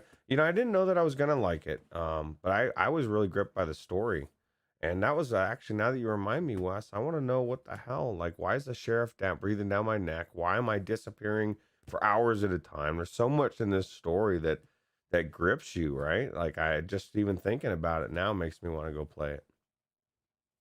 Eric, you played Yeah, this one at all? yeah, I did. This thing's creepy, man. It's so creepy, and I love the story. And the story pulls you through this game. I mean, this is really a story-driven game because you just want to know what's going on. Because in the beginning, you're like, "What in the crap is going on?" You get all these flashbacks. You don't know where you are. Things are changing. You're talking to the sheriff one minute, then he's dead the next minute. And, things are happening. It just gets really, really creepy and really weird. And I did not finish it yet, but man, I just it's one of those games that you're always thinking about going back to, just because you want to complete that story. You want to find out exactly what happens in the end. So yeah, really, really good game. So again, we're struggling here because as a horror game fan, obviously Blair Witch was probably my favorite experience of the month Mm. from the PlayStation VR list. But with that said, I mean, it certainly doesn't have the diversity of gameplay that a Arashi has. I mean, you could almost call Blair Witch like an interactive experience because, I mean, I'm not even sure that you can die in that game. I never died in it. Like it's more about immersion. It's about being in this creepy story. The storytelling is Hollywood level. Like it's very uh, great storytelling, and the environments, especially on the PlayStation and PC versions of the game, very, very immersive and highly interactive with the items that you can find, with the phone, with the walkie-talkie, all of that stuff. The camera makes it very immersive and makes it one of my favorite horror games in VR. Again, what do you judge it on? Do you judge it on mainstream appeal? Do you judge it on fun gameplay or just overall production quality? Um, we've got a decision on our hands here. Yeah, absolutely. Tough month. And then we come to Fract. Fract from In Dreams, which came out on August 20th, the next week. Again, another $30 game. And as far as production value goes and just, overall fun factor, this was probably the best game that came out on PlayStation VR. Like this game had everything. It had beautiful art and sound. It had gameplay loop that it's very replayable. Um, it's a blockbuster action game that most people beat in less than 2 hours for $30. So again, which game had the highest highs this month? In my opinion, it was Fract. What say you, Eric? This is my vote. This is my vote for game of the month. I'll tell you guys right now. I love this game. I still go back to this game. It's so well done. High quality. I don't. It was a quick game, but it's replayable. I like that it's replayable because I can go back and play any mission I want. Yeah, I just love this game. And if to me, if Synth Riders maybe had shipped with the multiplayer, it would have a more shot with me. But I think those are my two. But I'm voting for Fract. I love this game. How many woofs Yeah. out of 10 would you give it? Cyan wants to know. The dog did bark a lot. Yes, he did. Yeah, Fract, it was pretty much perfection while it lasted, right? Yeah, that's to me a mark of a good game is that you want more. And this could this game have been longer? Absolutely. I don't think they're finished with this game. I'm just judging on what I have seen right now, and I still go back and play it, and I want to keep going back and playing it, and it's just as much fun now as it was in the beginning. So Is it worth $30? yeah, oh yeah, Okay. definitely. Yeah. See, It's that's worth $30. yeah. And for what it's worth, I didn't beat it in 2 hours. It took me like 4 hours to beat it. Yeah, I was like 315, 330. But Yeah. what did like I said earlier at the beginning of the show, sometimes what people complain about is what's good about it. Like you finished the game, you got to complete it, and it was fully fleshed out. You know what I mean? Fleshed out. It was an amazing game from what you guys are saying. So it's a win-win. Yeah. Again, this was the highest highs. Like if you're gonna play 20 minutes of each game, you're gonna come out and say Fract wins hands down. Cyan says you got to fracking be kidding him. He's full of all we sorts haven't of heard fun. that one. Notable with this game, there does not appear to be any more content coming to it. I've reached out to In Dreams this past week and put that question to them directly. Are you guys working on any kind of content updates? And they didn't give me the no comment or any of this deal. They said no, there's no plans to add any content to the game at this time. Yeah, it's made its money, and it's game. This is the game they wanted to put out, right? So, yep. So as awesome as a skiing mode would be, where there's just 10 different skiing levels with a leaderboard and all types of shooting and branching paths. As easy as it would be for them to do that, And as much Mm. replayability as it would add to this game, apparently it's not coming. Oh man, maybe they don't want to be. They don't want to have all the gimmicky extra stuff. They just want the game to be the game, you know. So I respect All it. right. So, as predicted, quite a decision on our hands with PlayStation VR. But wait, there's more. On that 4 days later, on that very same week, I Expect You to Die 2 dropped from Shell Games. August 24th, $25. We all three played this game. We all three enjoyed this game. Ruuts, this was a very good puzzle game, wasn't it? Yeah, it was really good, and I'm surprised. I thought Eric liked it. He just threw it under the bus when he said he fracked. Hands down. No, just kidding. You can like different games, different genres. I thought this is very, very good, done very well. It's unique as far as even just the beginning was not what I expected. You know what I mean? I was not expecting to die the several different ways that I did. I don't know anything about being backstage hand. That was a little stressful for me, but it was cool to get to do. I've enjoyed so much of what I've played so far, and I need to play through more because I think Eric, you finished it, right? I did. Yeah, I mean, and like again, when we go back and finish a game, it's a good game because we just don't have a lot of time to. So yeah, I went back and made sure I finished this game. I loved it, man. It was a really good game, but I still picked Fracked. All right. So I Expect You to Die too. For me, I mean, it was more of the same, right? It was what we expected it to be, which was great because the first one was great, and it isn't, you know, it isn't always about what our favorite game is when we do Game of the Month. A lot of this, we factor in mainstream appeal, how many people bought the game, and how many people rated it highly, and this is one of VR's favorite games, and just to illustrate this, Dark Angel in the chat says it all, $1 million, kaboom.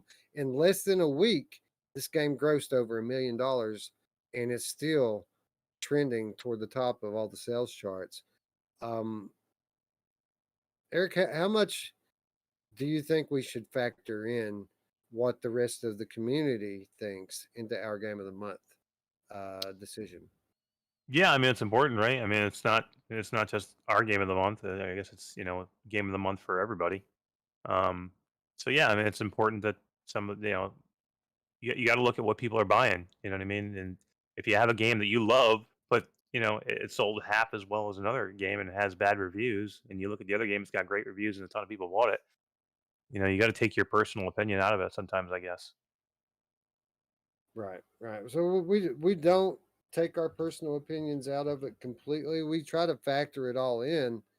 Um, but at the end of the day, we always say that this is not a democracy. Um, we decide at the end of the day what the PSVR or any game of the month, for that matter, is going to be. But we take different things into account, and I think that it's notable just how popular I Expect You to Die was. Yeah, for sure. And then lastly, I thought that Traffic Jams deserved an honorable mention. This game coming from Vertigo Games on August 26th, $20. I don't think Ruuts or I either have played this. Eric, have you tried Traffic Jams? I have not. No. Every time I see this trailer with Cass and Sherry, I want to try it though. You know what I mean? Why have I not tried this game? It's out there. I need to check it out. I don't know, Roots. Why haven't we tried it?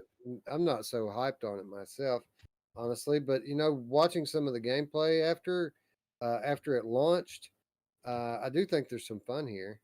It's pretty Um, well received, so I think it'd be worth trying out, checking out. Is this on Viveport Infinity or no? It'd be a perfect game for it. Yeah, it'd be the perfect I ride. don't think it is. Not yet, anyway. Yeah, I think that's when I try it, or when the devs All send right. me a key. So I'm setting up. Yeah. I'm setting up a poll here that just to ask because I am truly torn on what I should pick for PSVR Game of the Month. Now I think Arashi, Blair Witch, and Fracked are all actively in It's down to those three for me. But Ruuts, would you say that this is a three-way debate or a four-way debate? Would you think Synth Riders or I Expect You to Die should be factored in to the final decision, or would you agree that it really comes down to those three? I would. It's to me, it seems like the community overall has received those three way better. But I mean, I expected You to Die to do well, and it did really really Right. well. But people aren't raving about it like some of these other games, like Fracked, or Arashi Castle. You've said that they on um, PSVR without parole, that was one of their top picks, right? Yeah, they said that Arashi and Fract were both in their top 25 PSVR games. Yeah. And that's not just exclusives. That's the whole PSVR catalog, including cross-platform games as well. And AJ even said that Fract and Arashi do Blood and Truth better than Blood and Truth did, which isn't something I would necessarily agree with. But I mean, that should tell you just how good these games are. Yeah. So anyway, I'm putting a three-way poll out there just to see what the audience thinks. Fract, Arashi, or Blair Witch. Which do you guys think should be the PSVR game of the month? Because I loved all three of those games. While we're Uh, waiting for that, for them to answer, Wolveraza says, you know who else wants a three-way? My mom! Oh yeah. Yeah. So kind of listening to you, Wes, I think that you're leaning Blair Witch. Are you, is that right or no? uh, Hey, we get I to would say vote, that that's Eric. probably Oh my. yeah, you. I would say that it's probably my favorite, just based on the fact that I'm a horror game buff, and that game is one of the most immersive, well done from a production and storytelling standpoint that I've ever played. But the gameplay of both Arashi and Fract, the gameplay was funner in those games. Yeah. So, it's a tough one for me. Yeah, I know how much fun you had in Frack too. So yeah, I know it's not easy. And if I had played Arashi, I might have a higher opinion of it. But I did, like I said, I did watch a lot of it. But if I had played it like today with the new patches they had, that might have changed my opinion a little bit too. You need to pet the wolf. Yeah, Haru. I want to pet Haru. Mhm. Yeah, well, you should check that game out. It's Yeah, that's something else that we didn't say in favor of Arashi is that there's not really any other games like that in VR. Like, uh, Blair Witch is one of the better story-driven horror games out there, but there are other story-driven horror games that are very good as well. Fract is one of the very best blockbuster-style action games in VR, but notably, Blood and Truth on PSVR does the same thing, and there's a lot more of it. And but when it comes to these stealth assassin samurai style games, there's just Arashi, and that's it. And I think that deserves to be noted here in this debate. yeah. I mean, the way everybody's been talking about it now, I mean, between you and PSVR without parole, Brian and AJ. I mean, they're just in love with this game now, especially now with the new patches. So I'm 100% going to go in and check this game out.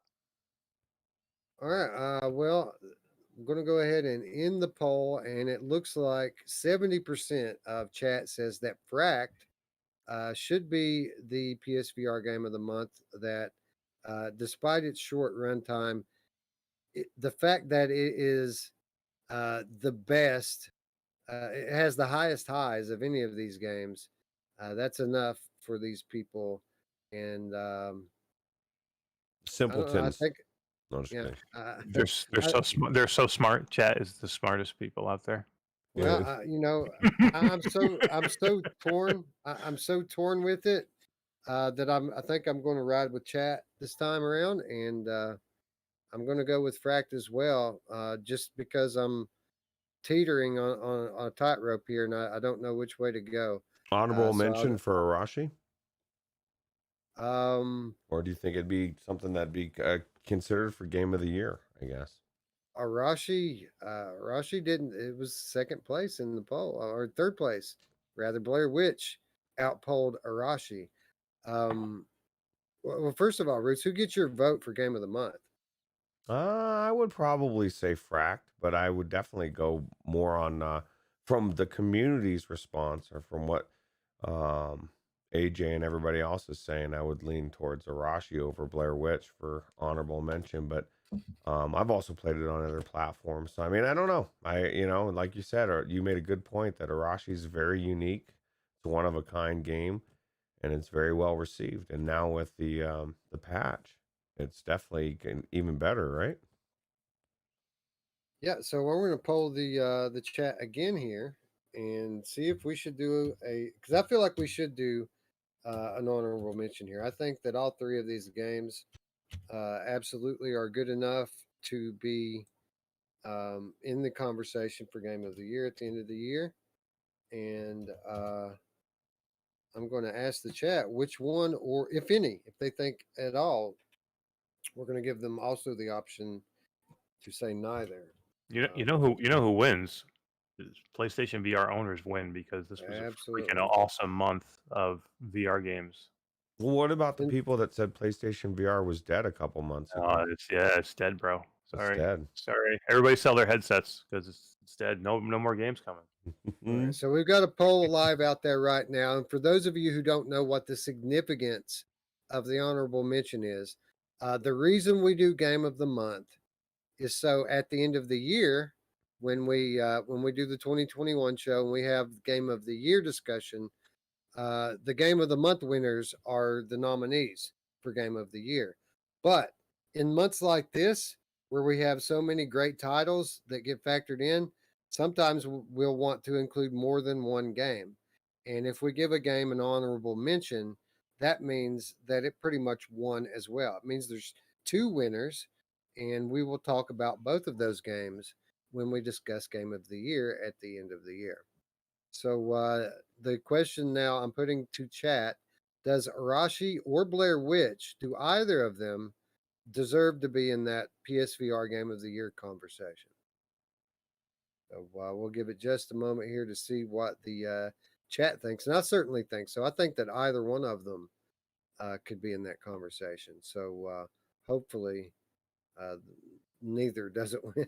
Wolveraza says, I don't own PlayStation VR, so his vote barely counts, but he likes Arashi, and that's the game that he really wants to play. That is, I guess he said it when we first talked about it. He was jealous about not being able to play that game. So I mean, your vote counts as much as mine does. I don't have a PlayStation VR, although I do have a little bit more of a count, I guess. What say you? Should we do a honorable mention here? Who, me? Eric. Okay. Yeah, definitely. I would do an honorable mention, and I would give it to Arashi. Arashi. So Eric goes with Arashi. The chat goes with Arashi. I think we have ourselves an honorable mention here for Arashi. Yeah. So, sorry, horror fans out there. Looks like Blair Witch might just be relegated to horror game of the year, which isn't so bad in its own right. No, that's true. Well, there's other platforms that came out, or did it not make it on any of those other ones? I can't remember. Well, it's very possible we could be talking about. Well, let me think here. I think we might have missed that one, didn't we? Yeah. Didn't Blair Witch come out on PC for the first time? Wait a minute. I'm trying to remember. It was already on Steam VR, wasn't it? I think so. I think that's where it started. All right, I'm gonna have to verify that. It came to Rift, but that's not enough to get it on PCVR Game of the Month, because it was already on Steam. Right. That's what I'm thinking. But give me just a second here as I update the list. Yeah, Eddie C coming in late says Blair Witch. Okay, we're gonna change. No, just kidding. Hey, what's up, Eddie? I haven't seen you for a while, bro. Yeah, it wasn't close enough for one vote to really make a difference. That's true. But we're going Blair Witch I'm sorry, not Blair Witch. It we're is about a to call really Blair good Witch game. 2. Yeah, it's Yeah. awesome. All right, so Yeah, Frack no, is yeah, the winner. I think it just went to the Rift, right? Because it was on Quest, and then they just make the port to the Rift store, right? Yeah, I think that's what it was. Chris Richardson says he's late to the party. He's just got back from playing Space Pirate Arena. Yeah, Oh, I was wondering about his experience. I knew he would be out there playing it. Chris, what did you think? Was it all that you had hoped it would be? He says it's total candidate, so I'm assuming for game of the month. So that must mean he really enjoyed it. and where did you go, Chris Richardson? Where did you go to do this? Like, did you He go had a outside or a basketball he, court? yeah, he had a basketball court local to him Oh, that's cool. that people don't really use all that much. Now, do you think he So, went with? Did he go with like friends, or did he just go there by himself? I'm not sure. Interesting to know. Indeed. Arashi That's came true. third in game of the month after Blair Witch, but in honorable mention came first before Blair Witch. Doesn't make sense. Well, it depends. It depends on how you look at it. If you look at it as a game of the month, is a completely different conversation than saying, okay, which one should be honorable mention?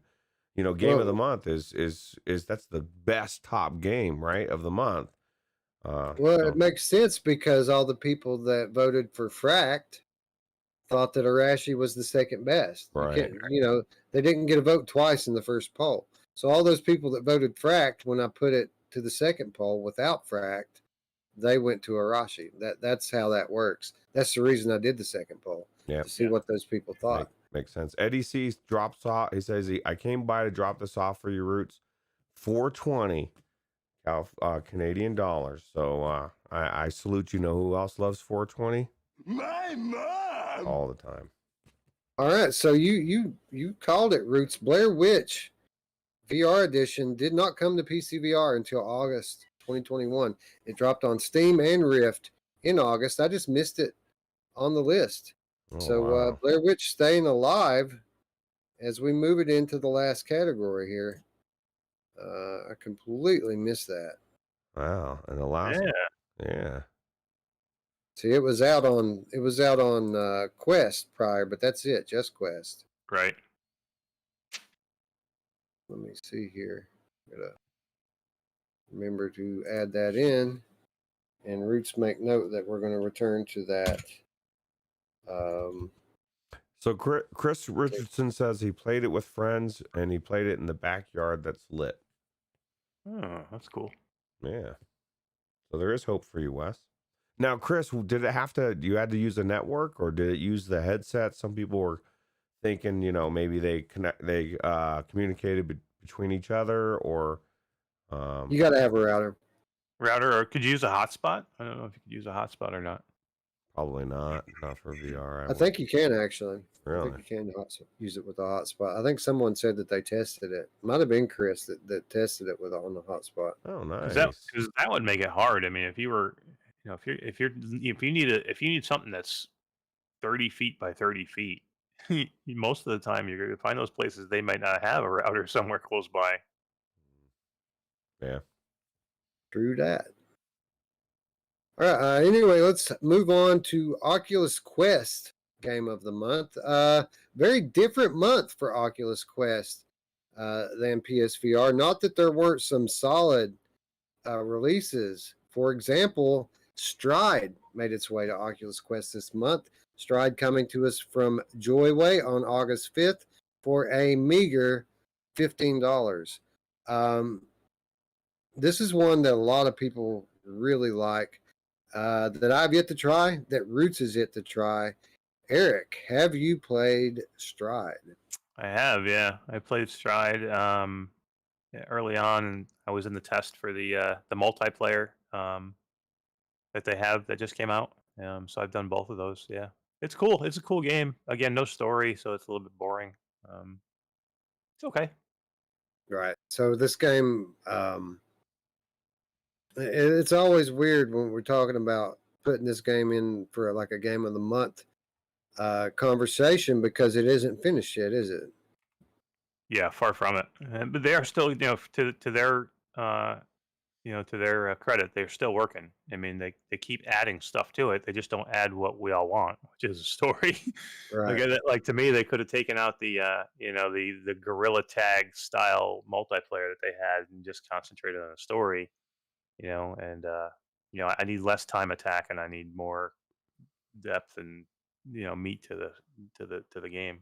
But Roots, should I even have put this in the discussion yet? There's definitely a conversation to be had to whether or not it's better to leave it off so that when it is finished, it can be considered, because right now it's not. This is one of the reasons why I agree with Spry Guy and Alex, the old co-host way back in the day. Um, you know, early access is great, but you're not getting the full game, and you can have a conversation about this game and say, it's not as good as everything else, but then when it's fully finished, it's amazing, and so it kind of gives it a disservice to it, right? So I definitely see the argument there. My whole thinking with it is this game's been out in early access for a while now. Like, how long can we give it that pass when they're announcing Against, which is another, top flight game that looks even better than Stride, in my opinion. And then on top of that, they announced another game. What was the third game that they just announced? yeah, I know what you're talking about. That sci-fi looking one. Yeah, give me just a second here. It looks like the best of the bunch. It looks Yeah, amazing. yeah, that one looked awesome. Well, it's pretty much the case for all of their games. Every game just looks better than the first one, the last one, right? They're all amazing, but they get better and better. So So it begs the question: are they getting sidetracked? I mean, would Stride be finished if they just focused on that and then moved on to the next game, as opposed to always having the next game and then the next one in development, and then trying to come back and finish your games later? Like, I mean, it might be better for your bottom line to do it that way, but it doesn't bode well for a game like Stride in this kind of a conversation, because it isn't done yet, but it's been in early access forever. absolutely. Wolveraza says he can still play Stride off Viveport, but he hasn't yet. Pop One has got him dreaming about a gold jacket. And I'll tell you what Pop One's done for me, Wes. This new gun stock thing that Jason gave us, me and Mash, that we've been trying out, is so amazing. Not only for that, but contractors. It's made me. I can't. Like, it's the gun stock I've been looking for. It's amazing so far from what we used. It was really cool. So there's another gun stock, not the the one that I have. Yeah, it's does he even have a name for it yet? He does. He's not really. It's a mini gun stock, so it's perfect for games like Pop One. But we used it in contractors on full size guns, and we were super impressed of how it came out and how it felt. I mean, it was great. Easier to pick up and use than the Oh hell yeah! sand locking. Yeah, hell yeah, yeah. There's no calibration. You don't have to calibrate it or anything. It basically just goes exactly to where you want it to be with your hands. But it just gives you such such good aiming. Do And the it's a lot- controllers attach from the top or the bottom? Their magnets are on the bottom. I'm going to show you here. I can't. Oh, actually, I'll have to go to the next scene to do it, because for some reason I don't exist in this scene. So we'll jump over to the next one we're going to talk about so that I can show you. But Feedback. yeah, so it's basically, you got these things here that it takes off, pops right back on, and so it's got so much stability in such a small little thing, and the magnets on the bottom here. I've seen these before, like ProTube sells one, and a few companies make these little short 1 foot long bars with basic magnets on the bottom of your controllers. I think that's why the Sandlocki is so unruly and hard to deal with, is because the magnets are on top of the controllers, and it doesn't feel natural when you're holding it. Well, absolutely. And what's good about this is, like, it was just so solid, and it's so light. Even this, whatever material, it doesn't feel like I'm holding anything extra really when I'm climbing stuff. So it was really easy for to take on and off. I really enjoyed it. So now, Cool. we're still going to put it through the paces a little bit more, but I'm impressed so far with it. And I guess it's got a really good golf attachment as well. So Well, I've seen this thing. It's like a 3-in-1, right? Is this the one that does like all this different stuff?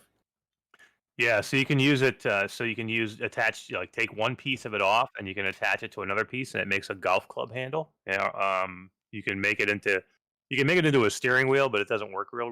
Yeah, there's the golf. Yeah, I've seen this thing. Yeah, I don't know where I saw it, but I have seen it. but yeah, Anyway, you guys can maybe we'll do an episode on that, and you guys can talk a little bit more about it. yeah, absolutely.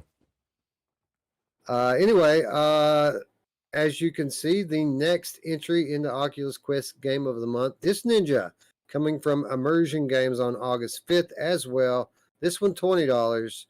A lot of people into the Disc Ninja. Eric, what about you? Yeah, I played it, man. I love this game. This is really, really good. This is walkabout mini golf with disc golf. Exactly what it is. Now, it doesn't have as many courses as Walkabout does. That game just keeps getting better and better. They have like I don't know how many courses they got now. It's crazy.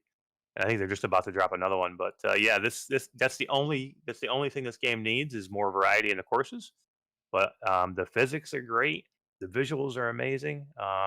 This game dropped to me out of nowhere. I didn't hear anything about it until the dev was like, "You want to try it?" And I'm like, "Yeah, you give it a shot." And I had low expectations, and I came away extremely impressed. It looks so good inside the headset, and the throwing physics were great. I had a lot of fun. Is it multiplayer? Well, that's really what. Oh, sorry. I was just wondering if it's Uh, multiplayer. Yeah, it is. Yeah, I'm not sure exactly how many people you can get in there, but we were in there with 4, and I think you might be able to get. Maybe it's just 4. But yeah, it works great. The multiplayer, system getting together works great. Yeah, it was a great game. Really, what it comes down to is that throwing physics. You can have a beautiful game that has well laid out courses and multiplayer and all of it, but it's all going to be trash if the throwing physics are trash. And you're saying that is not the case, that this actually works as it should. Yeah, it does. I mean, even to the point where you have to, how a frisbee, if you throw it low, sometimes you can get it to do that rise, where you throw it low and it kind of hovers up a little bit.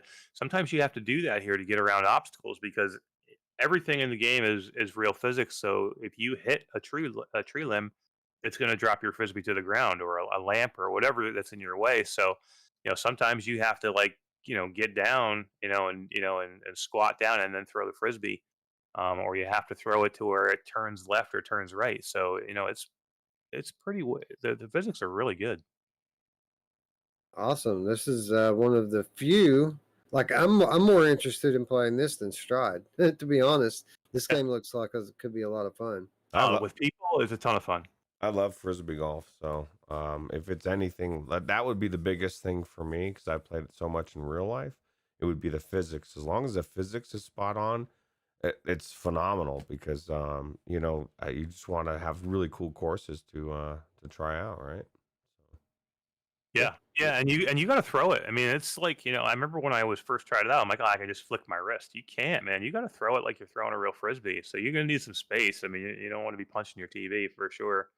But Yeah, yeah, for sure you don't want to do that. yeah, don't be throwing fish and punching your TV. Unless you want to upgrade and you want an excuse. Now, I'm not telling you to break your TV because your wife might be pissed at me, but that might be the way to do it. Well, dude, it took me like over a year to get my upgrade, so don't do it. Don't do it. All right, then that brings us to the next game on the Oculus Quest list. Vin VR Adventure came out from Monologic Games on August 12th. $30. Out of all the $30 games that we talk about today, I think this is the one that most deserves the price tag. This is a must-own VR game. Yeah, absolutely. $30 seems cheap, right? It's like, man, Yeah. this is only $30. I don't feel that way about most VR games. So I don't know how they did. I don't know how they did this. I don't know how they ported this game to the Quest 2 and made it look so good. Yeah, it looks like the PC version, doesn't it? Yeah. Yeah, and it's kind of weird we're going into so much depth on all these games when normally we just give them a brief once over and then vote. Where this game probably has the most that needs to be said about it, but we've already said it all already. Like we have beat this drum to death. Vin VR Adventure is a masterpiece, and is a must own at $30, no matter which platform that you're playing, be it PC or Oculus Quest. And I don't think there's much more we need to say about it than that. Yeah, absolutely. Wolveriza says Vin is the Astrobot for Quest and PC. That's exactly right. Eddie C says, just take it, Ven VR. Just take it and go. I agree. That's how I feel. But not so fast, friends, because again, I Expect You to Die 2 came from Shell Games on the 24th for $25. And I would bet, I haven't looked, but I would bet if we looked on the Oculus Quest store at the reviews, I'd say that I Expect You to Die probably has 10 times the reviews that Vin VR Adventure does. Well, I would have bet you're probably right. That's actually something that'd be interesting to find out.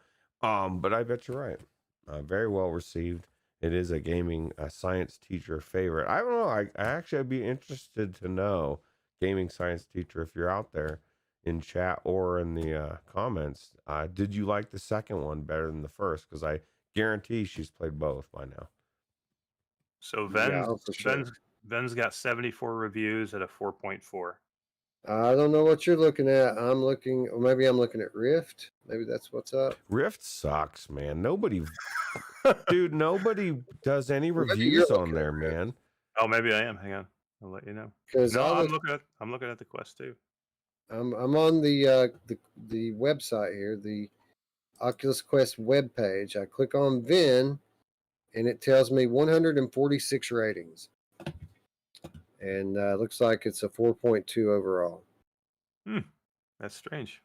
Then I go to I Expect You to. Do you think it's possible that people see different stuff on there? You know, that Facebook is feeding people different information. Like we've already, that would be weird, right? If one person saw one thing and that somebody else saw something different. It's kind of information that should be uniform across the board for everybody. You would think. Well, I'm 100% looking at the Oculus Quest store here, and I Expect You to Die 2 has 780 ratings, 4.9 out of 5. Wow. It's got basically 5 times as many ratings, and it's got a better rating. It's wrong. No, just kidding. I mean, if it's that many people, dude, they can't be wrong. You know what I mean? Like at some point, I would have to think that maybe our love for Ven VR is clouding our judgment, Mash. Although I think if it doesn't win, Ven VR has to be honorable mention, or vice versa, because both games need to be in the discussion, I think. Do you think it's just because I Expect You to Die 2 is just more approachable as a game? Do you think people get afraid that Ven's too hard, so they don't? I think that first of all, I Expect You to Die is a sequel.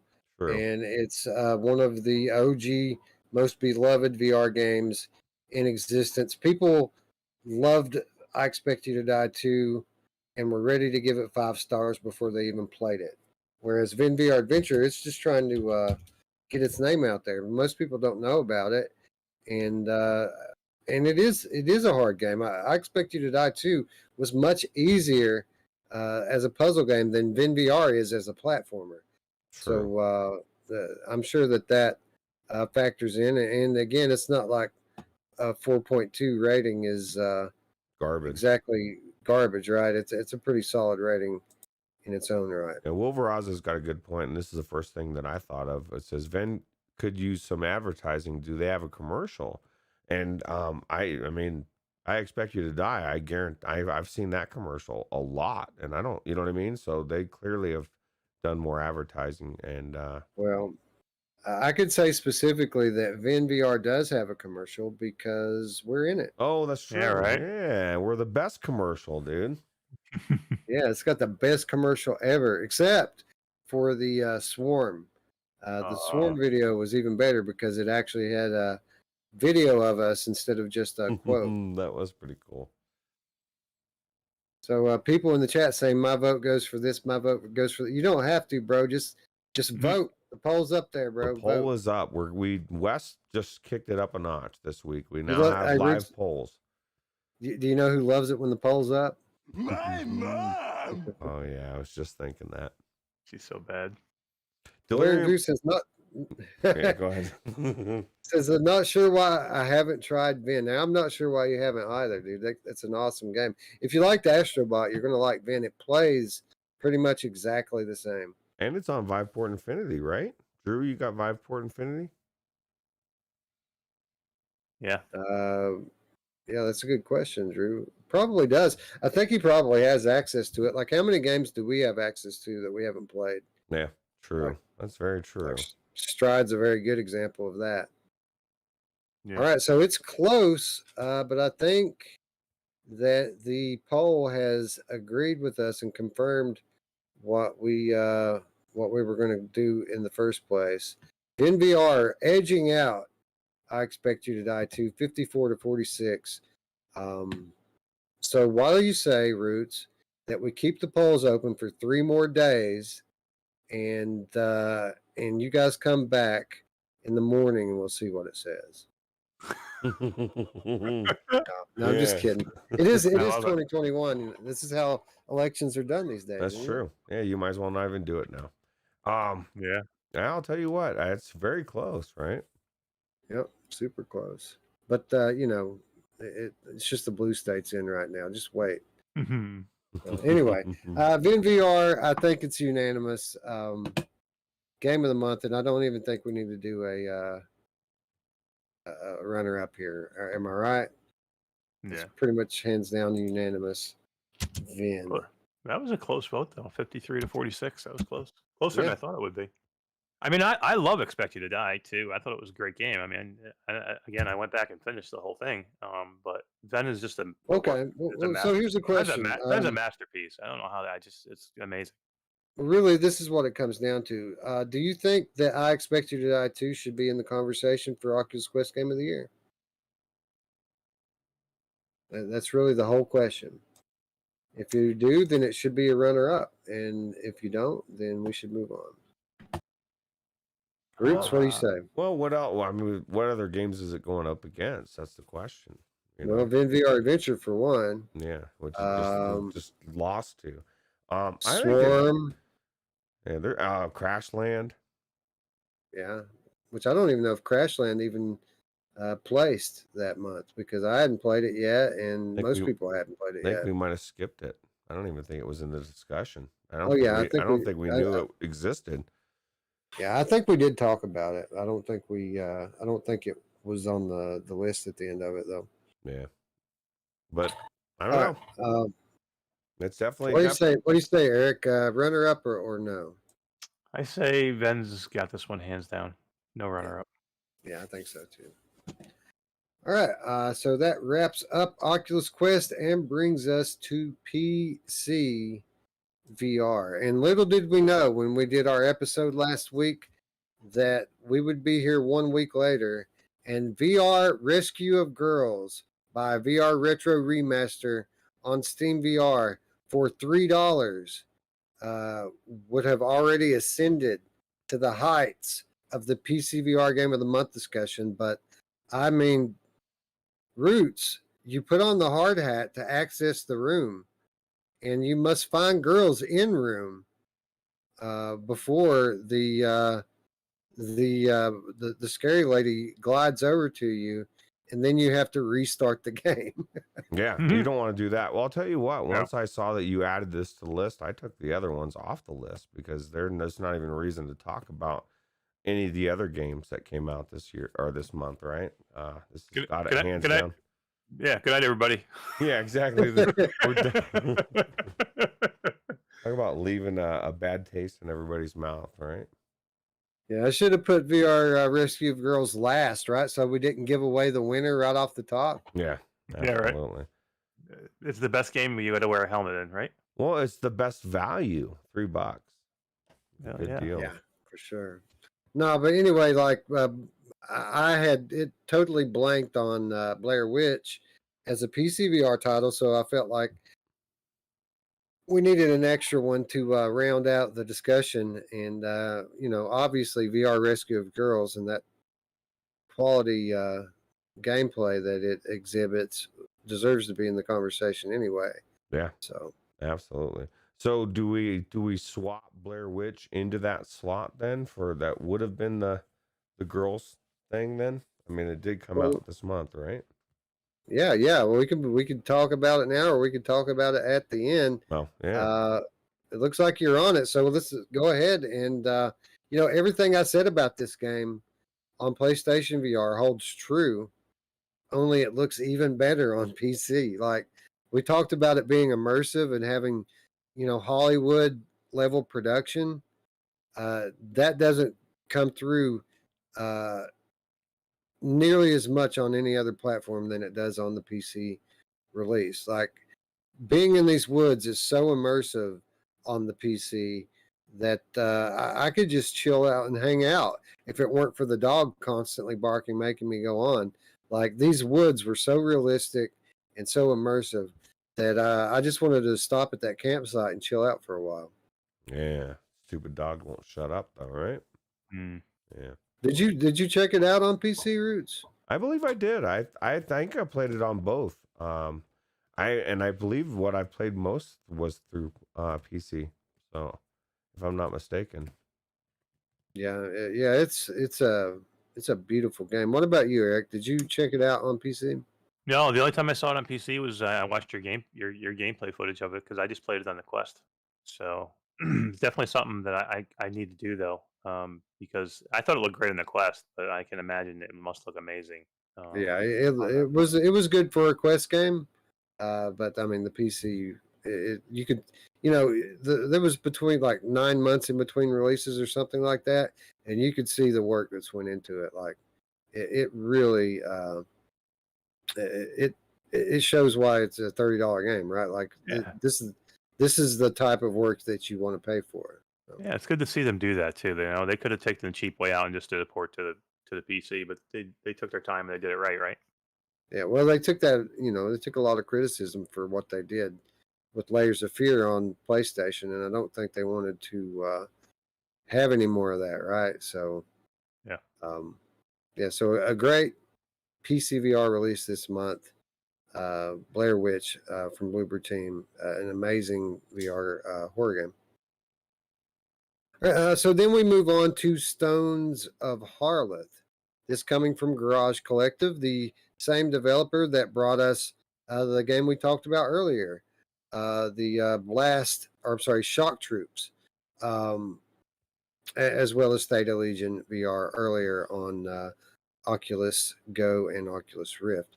Again, August 19th for this game. It came out $10. Not just launching a straight Quest port either. They launched a new arena mode with the game as it came to PC, as well as some graphical updates to the NPCs, which was one of the few criticisms we had of the initial releases, that we wanted more detail in the NPCs. So a fun game, and certainly a game I think that deserves to be on the Game of the Month radar. Wouldn't you agree, Roots? Yeah, absolutely. No brainer at $10, and you're getting upgrades. Get the arena mode, and you get the graphical upgrades. So that's good. Definitely is deserving to talk about for sure. Yeah, and I would point out, Eric, Stones of Harleth in its original state was our Oculus Quest Game of the Month when it came out on Quest. Yeah. I mean, it deserves it. Every bit of it. It's such a good game. Looks great, plays great. The mechanics, I love the magic mechanics. I love tracing out the spells. Yeah, I mean, he just again, he knows how to make these things, these games, these 8-bit, kind of, polygon Nostalgia, right? Yeah, it just brings you back, man. It's so good. You feel like you're playing a Zelda game. It's amazing. Criminally underpriced at $10. Yeah, that's crazy, dude. Crazy. Yeah. I bet he sells a lot more copies than somebody that charges too much. That's I mean, what's it's so. a It's, yeah, it's no, go ahead. it's a $20 game, right? I mean, I would pay $20 for it. Yeah, I think that it would be like if he would have priced it at 15, he would have got all the benefit of pricing it at $10, but then made 50% more revenue from it. Like Right. I think 15 would have been the sweet spot for it. Yeah. Anyway, that brings us to I Expect You to Die 2 from Shell Games, August 24th, $25. We've already said everything we need to say about this one. So close to PSVR Game of the Month, but not quite. So close to Oculus Quest Game of the Month, but not quite. And here we are on PC with pretty much exactly the same game, Ruuts. I mean, do we dock any points for this not having any kind of PC enhancement? Nah. Well, I mean, I guess it should, right? Like we can't really say other developers are great for making it better on the PC and then not criticize somebody for not doing it. You know what I mean? I mean, the same amount of work. I don't know what they could have done, but I mean, they could have made it, I guess, graphically look better. I mean, every other game can. It just depends on what they want, I guarantee they're probably not kicking themselves for it. They've made over $1 million in a week, so they've made more money and they spent less money making the game. So, Eric, is there anything to say here for platform parity, for having a game that's the same no matter where you play it, and a game also that launches on all platforms at once? Yeah, I mean, which is hard to get right? I mean, how many games have we seen that do that launch on multiple platforms and they don't, they have problems. They need patches out of the gate, and there's, this game was perfect on every platform right out of the gate, right? No issues, no problems. Now it is definitely a simpler game, especially graphically wise. It's not like they didn't reinvent the wheel with this game. They did it pretty much the same exact thing they did from last time, just different missions. So you know, it's a great game. I love this game. Again, I finished this game, so I love this game. It's a good game. I just don't know if it's as good as any of the other ones some of the other ones that were on the list. And with a game like this, generally we would ding a game for not giving us PC enhancements. But what really could you do with this game? I mean, the art style itself, it isn't a kind of art style that lends itself to a bunch of extra high res detail. It's very stylistic and intentionally so that it looks great no matter which platform that you play it on. It's not like a Blair Witch where if you bring the Quest version over to PC, people are going to bitch and complain because it doesn't look like realism. This game isn't going for realism. It's going for stylized art, and for what it is, it does a very good job of it. Yeah, absolutely. You know what's crazy about this game being, at least, or I guess it's not crazy as much as bad for them in this game of the month discussion is the next game it's got to go up against another puzzle game that everybody's loved for 20 years, right? Like, or however long it's been since it came out.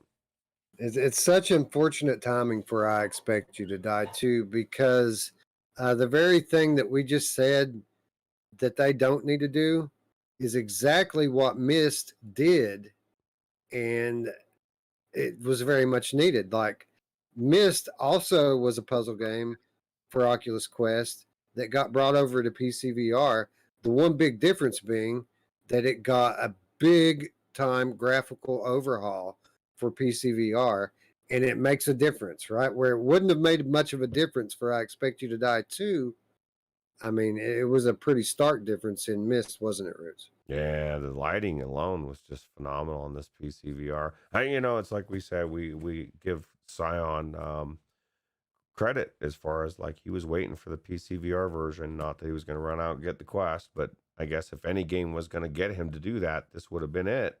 But he waited for the PCVR version, and it was worth the wait. It's phenomenally done.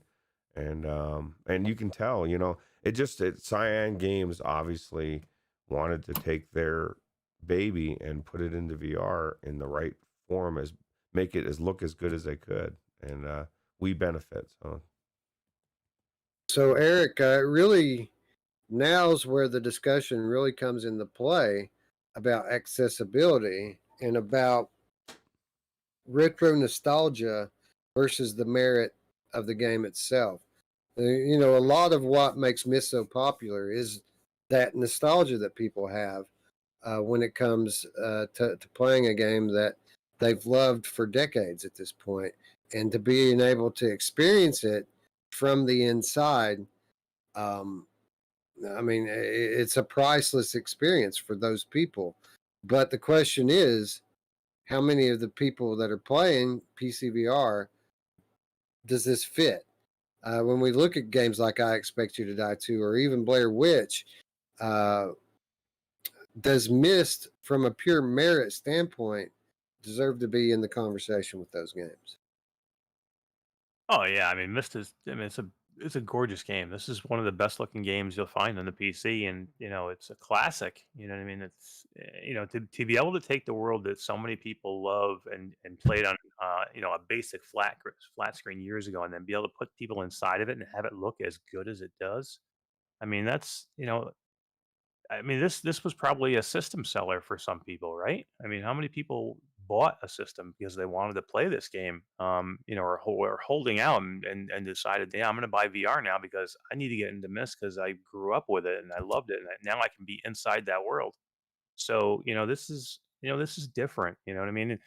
And I Expect You to Die too. I said before I enjoyed that game more than Myst, but look, and you can't go by sales because it's just two different things. And again, so much more approachable with I Expect You to Die too, because again, the ratings are probably way higher for that game. But this game, the production value and the way this game was made, it's a better game. You know what I mean? And I'd even say that, and this is not my type of game, but I would say that this is a better game all around. Yeah, see, I would agree with you. And from that perspective, I Expect You to Die 2 is kind of like a light snack, where Myst is the main course. I Expect You to Die 2 was too easy. I had fun with it while it lasted, but it's not very long and it's too easy. It wasn't even as challenging as the first one, or which I haven't finished it. I do have a couple more levels I need to play through, but so far I'm breezing through it. Myst gets the nod if it's just those two in a bubble. But the fact of the matter is, which game did I enjoy the most on PCVR this month? It was Blair Witch. Now, a lot of that is my own personal taste, and I like horror games, but it is what it is. That was my favorite game that I played on PC this month. Ruuts, what do you say? What gets your vote? PCVR game of the month. Well, as you were making the argument there, halfway through, it was dawning on me that I also enjoyed playing Blair Witch more than I enjoyed Myst. I really enjoyed Myst, even then, like that last time I went in, I started to get the puzzles and I got the engine going, and I was like started to really get into it, right? Game is still phenomenal, still really done well, and I really enjoy it. But um, the production value, the story of Blair Witch is AAA. It's like a Hollywood movie. It grips me, makes me want to see what's going on. So I find myself kind of leaning that way over Myst, although Myst is such a good game. So I don't know. Yeah. This is another one to have. Good to have the poll in, right? Yeah, I agree completely because I think if you take the retro nostalgia out of it and you put both games, Myst and Blair Witch, in a bubble, Blair Witch is a much more accessible game. More people are going to go into that and enjoy themselves, whereas a fairly moderately difficult puzzle game, a lot of people are going to go in for an hour and say, you know what, screw this. This is Let's go play fucking something hard. fun. Hmm.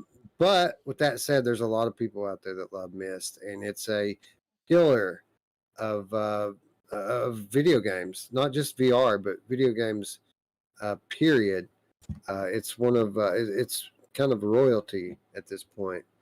Let's see what the chat says. 75% missed to 25% Blair Witch. No votes for I Expect You to Die 2. I think we have a winner and a runner-up situation here, where I think that although Ruuts and I both agree that we probably enjoyed Blair Witch a little more, I think Mist, just on the name and what it is and what it means, I think it deserves it. Not to mention the fact that it's a beautiful game and the best version of this classic that we've ever seen. I think it deserves the win, but I definitely think that Blair Witch also deserves the runner-up designation here. Yeah, both games I want to play again. Although I will submit, I am going to take Scion in my back pocket with me. I've decided if it's not live, I'm going to pull up his video he did, and I'm just going to pull it up on a screen, and we're going to do it together, Scion, me and you. And we're gonna get through this game because I want to see the environments, man. I'm looking at this trailer and I'm seeing some really cool places. I just don't know if I've got the patience to go through it all. You know, like I could do it maybe over a couple months. I don't know. I definitely don't have the patience. I would go the opposite way, but I'm very happy with Blair Witch as runner-up. But yeah. So I'm going to return to both of these games, and I'm going to do them both live. Yes. I'm going to finish Blair Witch probably the next time I play it. I'm pretty sure I'm a little over halfway through my first stream, so I'll probably come back to that probably with my next stream, because I didn't get a chance to finish Trover. The game kicked me out during the boss fight when I was playing the other night. We were wondering what happened. We were wondering what happened. Yeah, I wonder what happened. No, I wasn't playing the version that I owned. I wasn't thinking about that, but I was playing the shared version.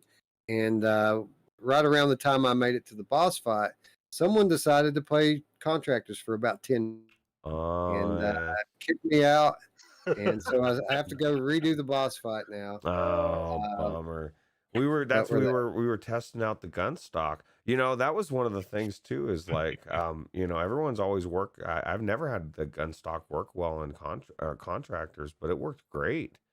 You know, it was cool. But anyway, next time I stream, I'll probably polish off Trover and then go straight into polishing off Blair Witch, and then we'll start Mist, because a lot of people wanted to see me play Mist last time we took a poll on it. And I want to play it anyway, so why not? Yeah, might as well, right? Yep, absolutely. So tune in on Tuesday for that. You guys already know the menu. We're going to start off with a little Trover, move our way into Blair Witch, and then we will go from there afterwards. Cool. But anyway, that's going to wrap up another great episode of Game of the Month. Eric, thank you for hanging out with us again. Fun as always. Hell yeah. Love being here. Always love having you, man. Again, Eric is from the Oculus Quest 2 community on Facebook. You'll find that linked in the description down below, as well as all of our other stuff that you need to click. For example, if you're new to the channel, you should click that big red button and that bell. What that will do is tell you when we're getting ready to go live with some kind of content, and boy, do we have the content these days. But if you have already clicked that big red button and would like to do a little something extra to help support our channel and our community, you can do so on Patreon. $3 per month. That's all we ask. Just $3 per month gives you access to our weekly show notes, gives you exclusive content, and Ruuts. What about all this content we've got going to the Patreons these days? You know, it was a drought there for a long while on the Patreon, but now the dam has broken and it's a flood of content exclusive to Patreon now, right? Yeah, you just reminded me. I asked you for the credentials to upload. I got 2 GTA 5 VR videos to upload. What? And I just forgot about it. So I'll do that after the show. I'll just get those links on there, and you guys should be able to get to those soon. exclusive GTA VR gameplay from Ruuts. That's another one that I've been.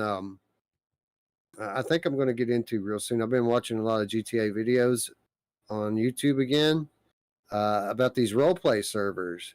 Oh, And dude. I was wondering if we could do that in VR, because having that game and having like multiplayer in VR would be amazing. But I'm unfortunately sad to report that it's not possible at this time. I went so far as to contacting Luke Ross and asking him directly, is this something that we can do? And unfortunately, there's a conflict between the VR mod and the mods that these role player servers use. It could be worked around if there were collaboration on both sides, but as of right now, that has not happened and it cannot be done. Yeah. Well, I'll tell you what, Luke is amazing, and he's just trailblazing the VR landscape with these mods, right? Bringing some of these amazing games that we only dreamed of playing in VR.